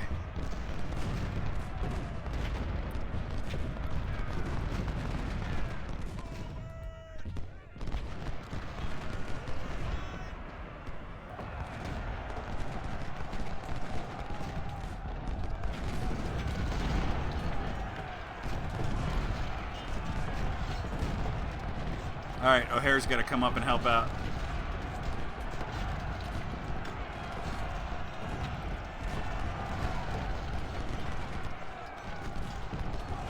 Sully, hey, that's the guy that landed the plane in the Hudson.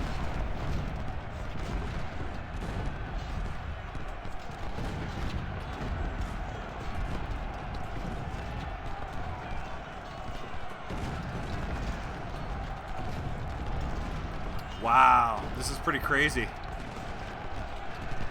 Look at that, 1, 2, 3, 4. Ammon, hold your ground, sir. It's only 5 brigades charging you at once.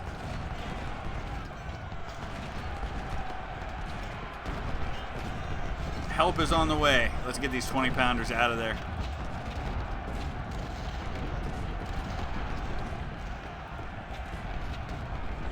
Wow.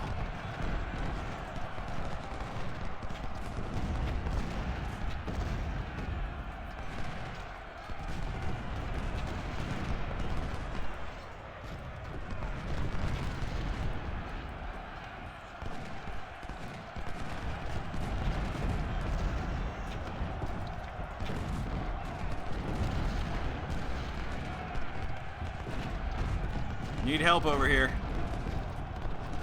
There we go. I never should have held that position out that far like that. That was just a recipe for disaster.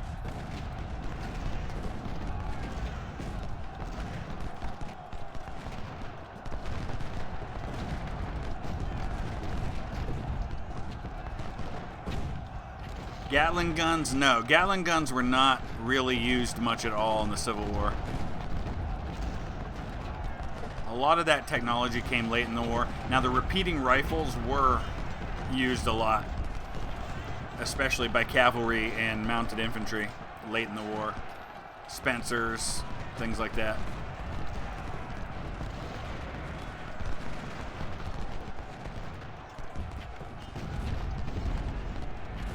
Bobby Lee really wants that farm. Yes, he does. I want to pause for just a second here. So, the numbers are still pretty even because I still got 30,000 men that haven't arrived on the field yet. So I should be getting those reinforcements at some point. They do their best to kind of keep the battle even for as long as possible, by making you wait on your reinforcements that even the battle out, or that give you the advantage.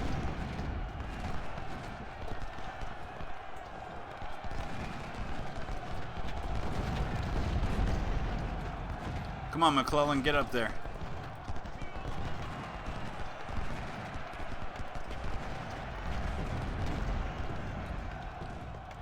All right, O'Hare, not a good spot, my friend, not a good spot. That's why it's not a good spot. Man, this battle descends into chaos no matter which side you're fighting on. Sheesh, Bobby, it's just a cornfield.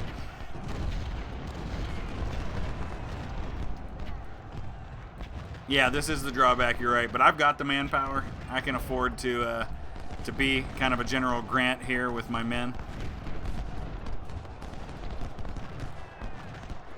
Were I to do it over again, I probably would have advanced and just finished him off to be done with it.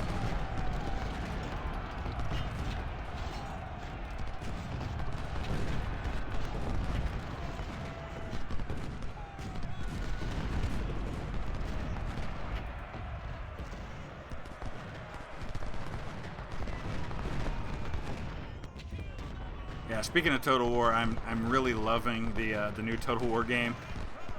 Thrones of Britannia, not only because it's a game that I like, the Total War series I've always really enjoyed, but because it's a time period that I like as well. My goodness, this is crazy. Where are my reinforcements?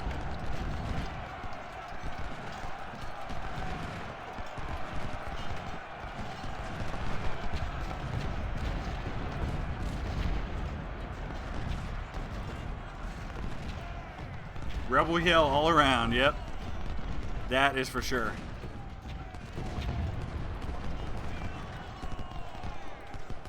Look at the line of gray dead right here.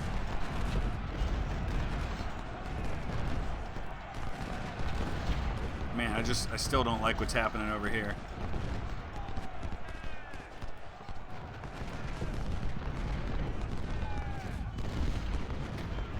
Robert, I'm with you with the AGOD system. It is difficult, and that's why you haven't seen me do a series in Civil War II, which I think is a great game, but it's just got such a steep learning curve, and I honestly I hate to say it, but I just don't have the time to master it to that degree.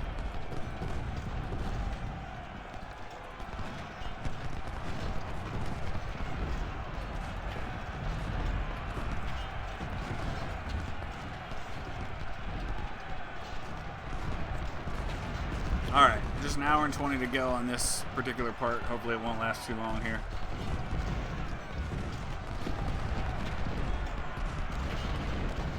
I think I've got everything pretty well stabilized. But he's being so aggressive.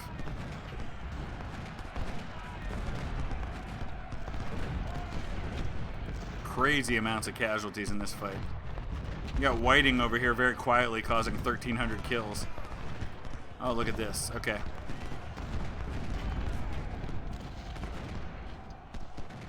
Wow, found all his artillery. Jeez. All these woods make it difficult, though, to try and use my melee cavalry.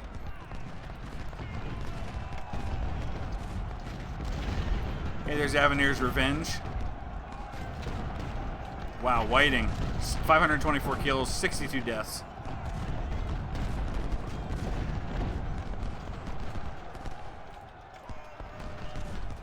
Alright, he's starting to slow down on his attacks now.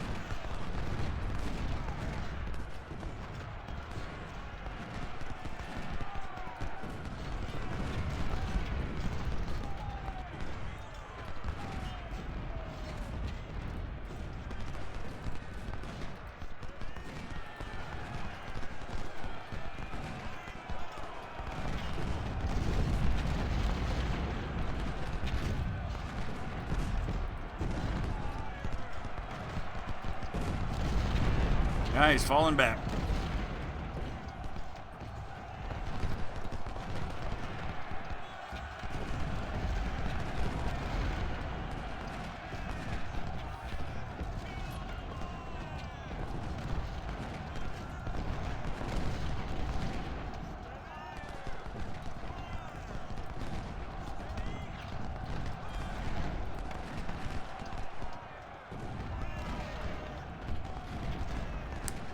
Yeah, HOI, you're right. This is definitely more the Russian doctrine than West Point.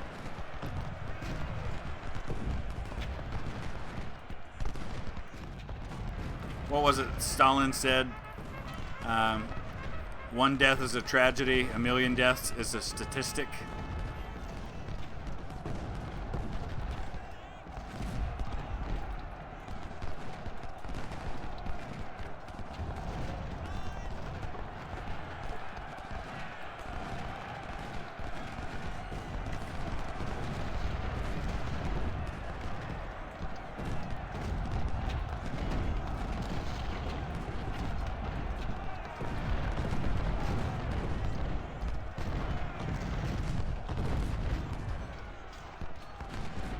Sometimes hitting fast forward can allow you to see trends in the movement when you have a big battle like this where there's a lot happening. So I do that occasionally.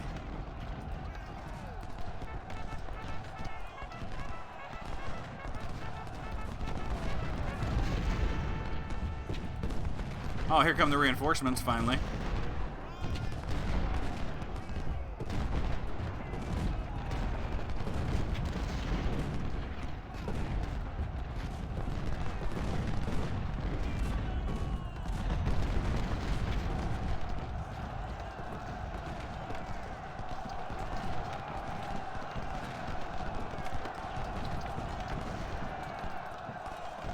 gobbled up that artillery nicely. All right, we got an ammo issue here. Let's go correct that. Yeah, Jackson did hit my center hard.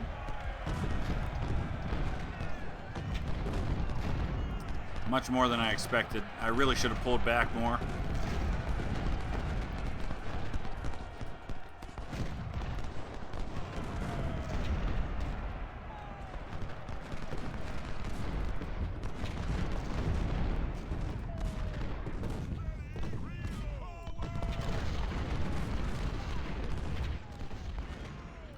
Oh, that battery escaped.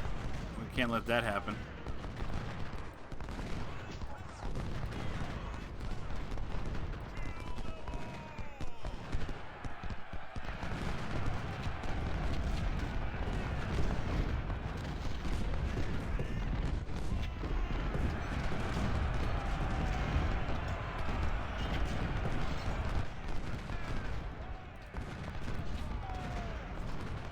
I think I'm going to try to straighten this out over here and start rolling him up. I don't have time to do that fully.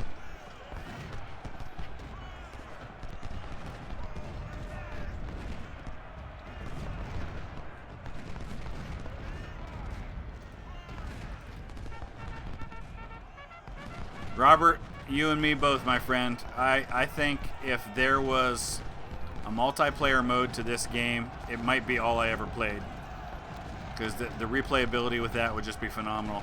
Ultimate General Gettysburg has multiplayer, but it's not nearly the game that this is. And in fact, I have a hard time going back and playing Ultimate General Gettysburg after having played this, because it's so much better.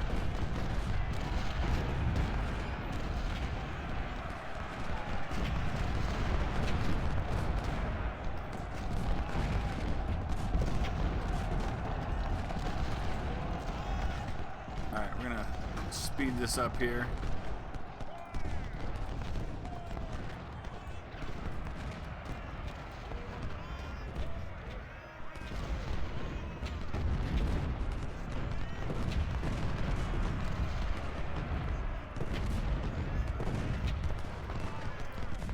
We've got ammo issues over here, but there's no time to deal with it now.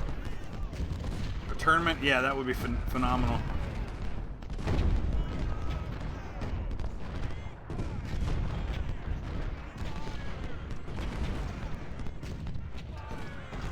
Alright, there we go.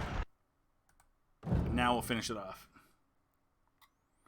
Alright, Joker, you have a good night, my friend. This is just about over here. I just gotta take this last objective and it'll be finished. He's down to just 39,000 men.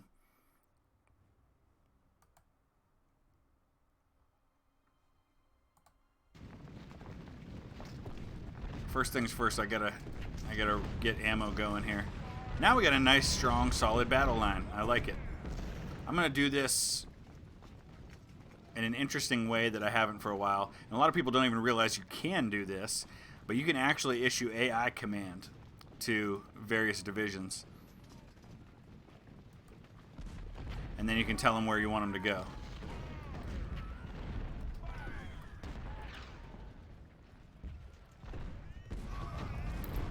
Give them offensive mode, and then you give them an objective.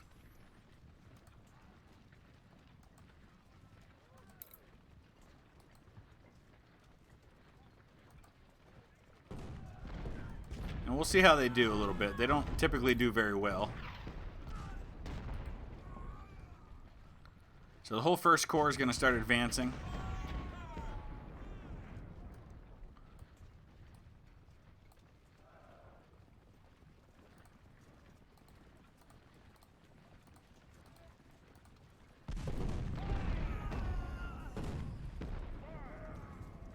That's true, John Payne, about the multiplayer. Brian Barrett, I used to be really into miniature wargaming. It's been a long time since I have. Just because being a dad and working full-time and all those sorts of things just kind of got in the way. But I actually went to a few conventions back in the day.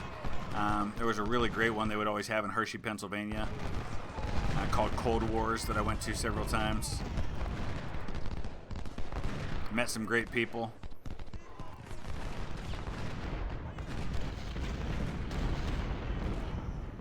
All right, 4th Corps. We're gonna go ahead and give them some AI orders.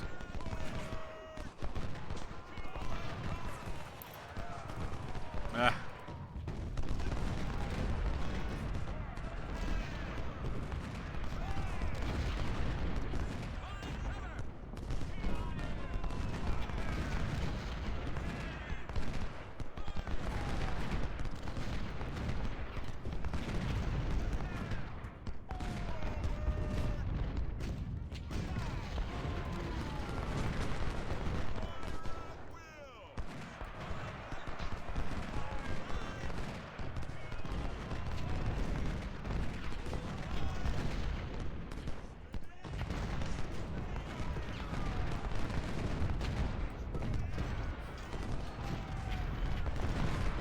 Alright, I'm going to speed this along. I've already gone over my time. I was trying to keep this one a little shorter tonight. Got some other things going on with my family. We're going to play a new game we got, a board game. And because I've got such a huge advantage in manpower, I kind of have the freedom to do this a little bit.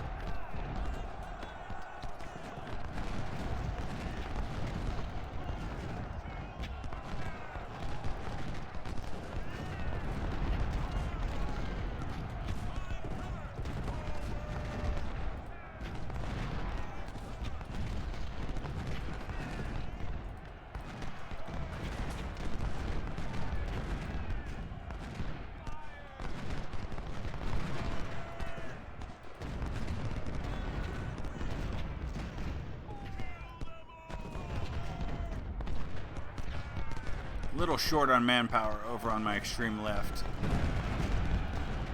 He's holding back the cavalry over here.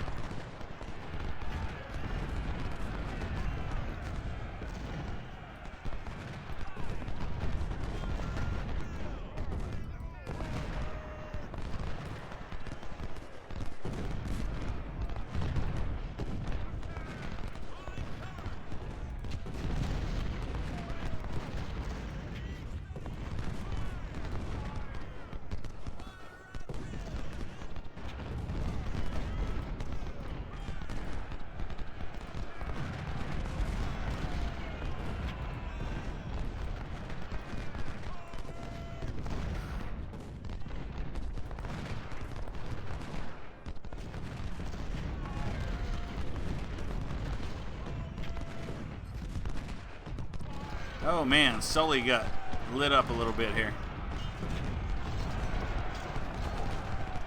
He's got a lot more men on the extreme left of my line than I thought he would.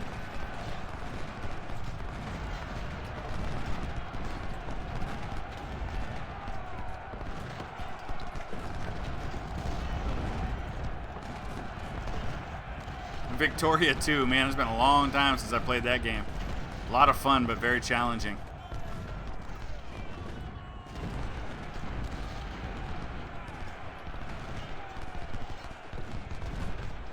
Confederate raid behind my lines. Where's the objective? I don't think the objective is back there anymore. So I don't have to worry about that too much. Because the only objectives are ones currently held by the Confederates.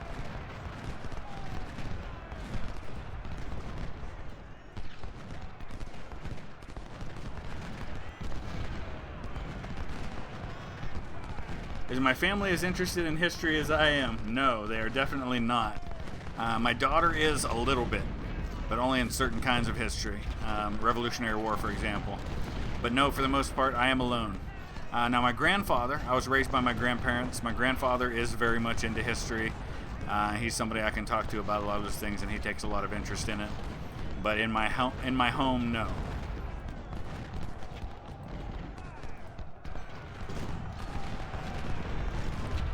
One of the reasons why I have this channel, because it gives me an outlet and it gives me an opportunity to talk to people who have a similar interest to this like I do. Come on, General Grant, get up there and help out. Alright, so these are the two objectives. We're about to take them. Just took the one.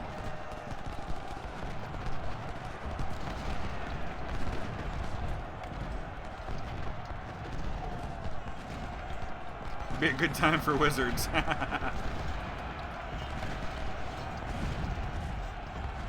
Yeah, there's Brian Barrett. There's more here on his left than I was expecting.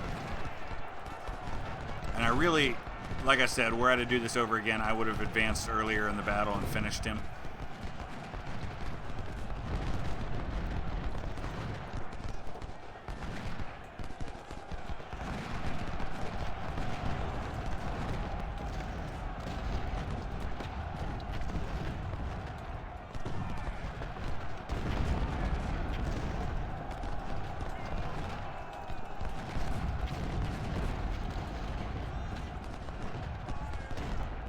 And you can see now he's shifting over that way with the idea of, okay, if I can't hold both, maybe I can hold one.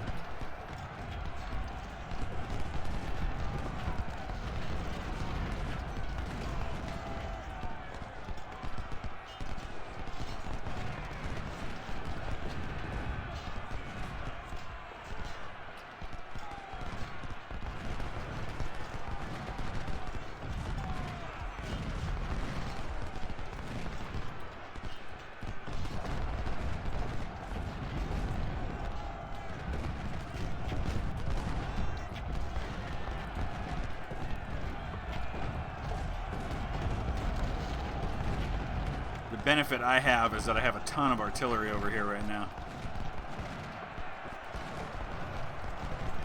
I've just got an hour and a half to do this, though. Yeah, John Payne, attention to detail and live streaming are incompatible to a degree, which is why I'm doing this on Brigadier General difficulty, which normally would be fairly easy for me.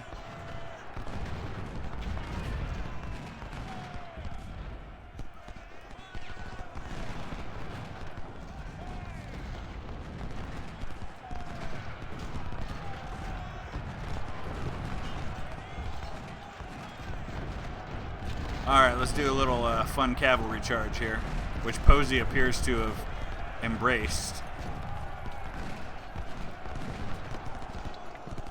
Alright, get out of there, Whiting. Alright, we gotta make a push on this last objective.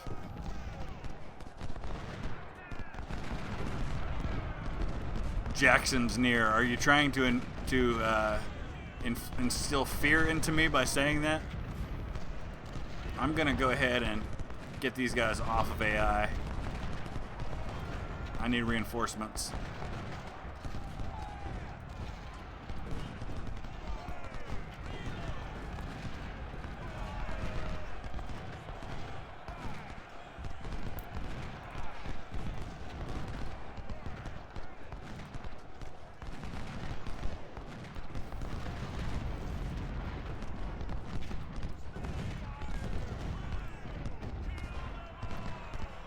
He's definitely making me pay for this.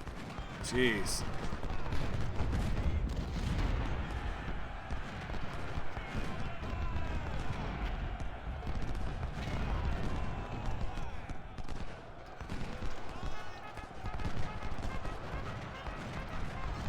That's Paxton. I believe that's the Stonewall Brigade. I could be wrong about that. I'm trying to remember who commanded the Stonewall Brigade at Chancellorsville. But I think it was Paxton.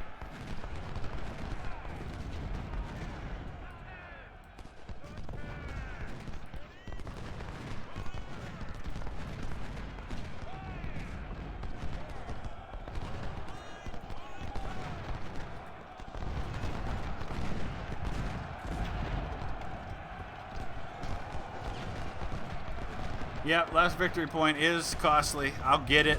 It's just a matter of how many men I lose in the process, but I have to remember that at the same time I'm inflicting massive casualties on him. I can replace them, he can't. It's the good old General Grant school of thought.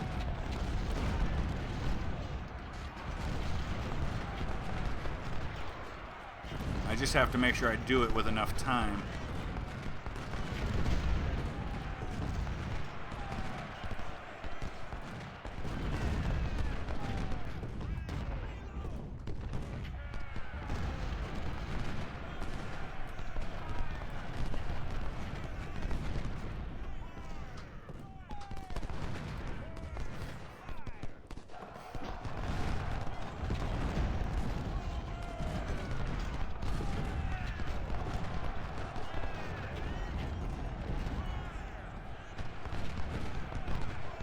Walker? Okay, yeah, you could be right.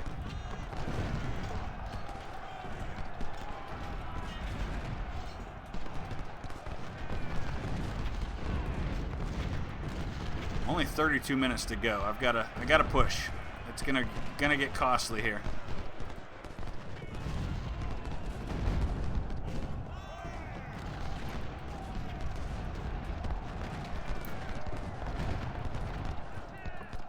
Oh, what is Loomis doing? Get out of there.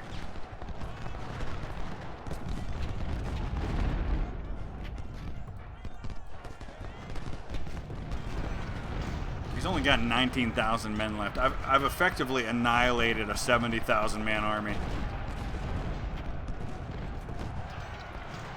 Yeah, Jeb Stuart was in command of Stonewall's Corps at this point.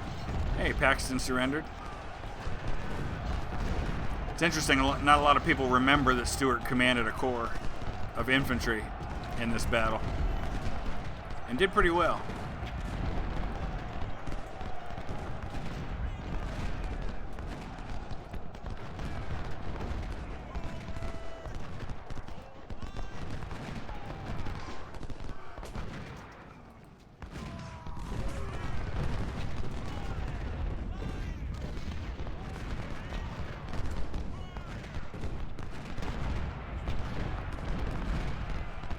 Alright, let's go grab this objective, just in the nick of time.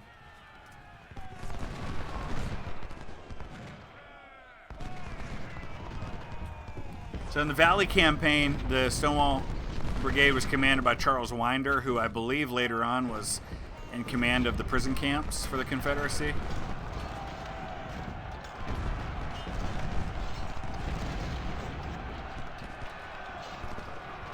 Paxton commanded the brigade at Fredericksburg.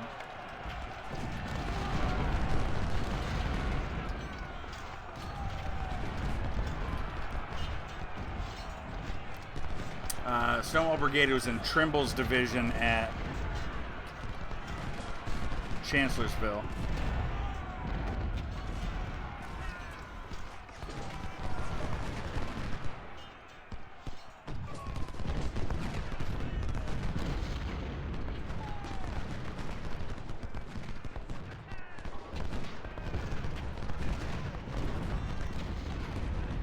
Paxton was killed at Chancellorsville leading the Stonewall Brigade.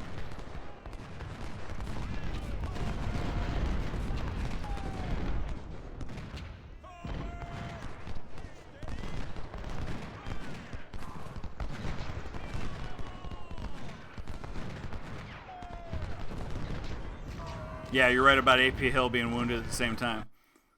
All right, there we go. So, man, oh man, 31,000 casualties on my side, 45,000 on his side. Now, we go right from this directly into Salem Church, which I am not going to fight right now, I believe, is what happens. But yeah, Paxton was the Stonewall Brigade at this point. So I'm going to stop right there. We'll play Salem Church and Beyond in the next live stream. I've already gone a little longer than I wanted to tonight. So, as always, guys, thank you so much for being a part of this. I have a ball doing these live streams. And keep up to date. If you follow on Discord, that is the best place to get up-to-date information as far as what's happening with live streams, with games. You can also have a lot of input and a lot of great discussion there. So, check that out. That'll be in the link in the description of all the videos. As always, please hit like on everything. I appreciate that greatly. And you guys all have a great weekend. Take care, and we'll see you again real soon.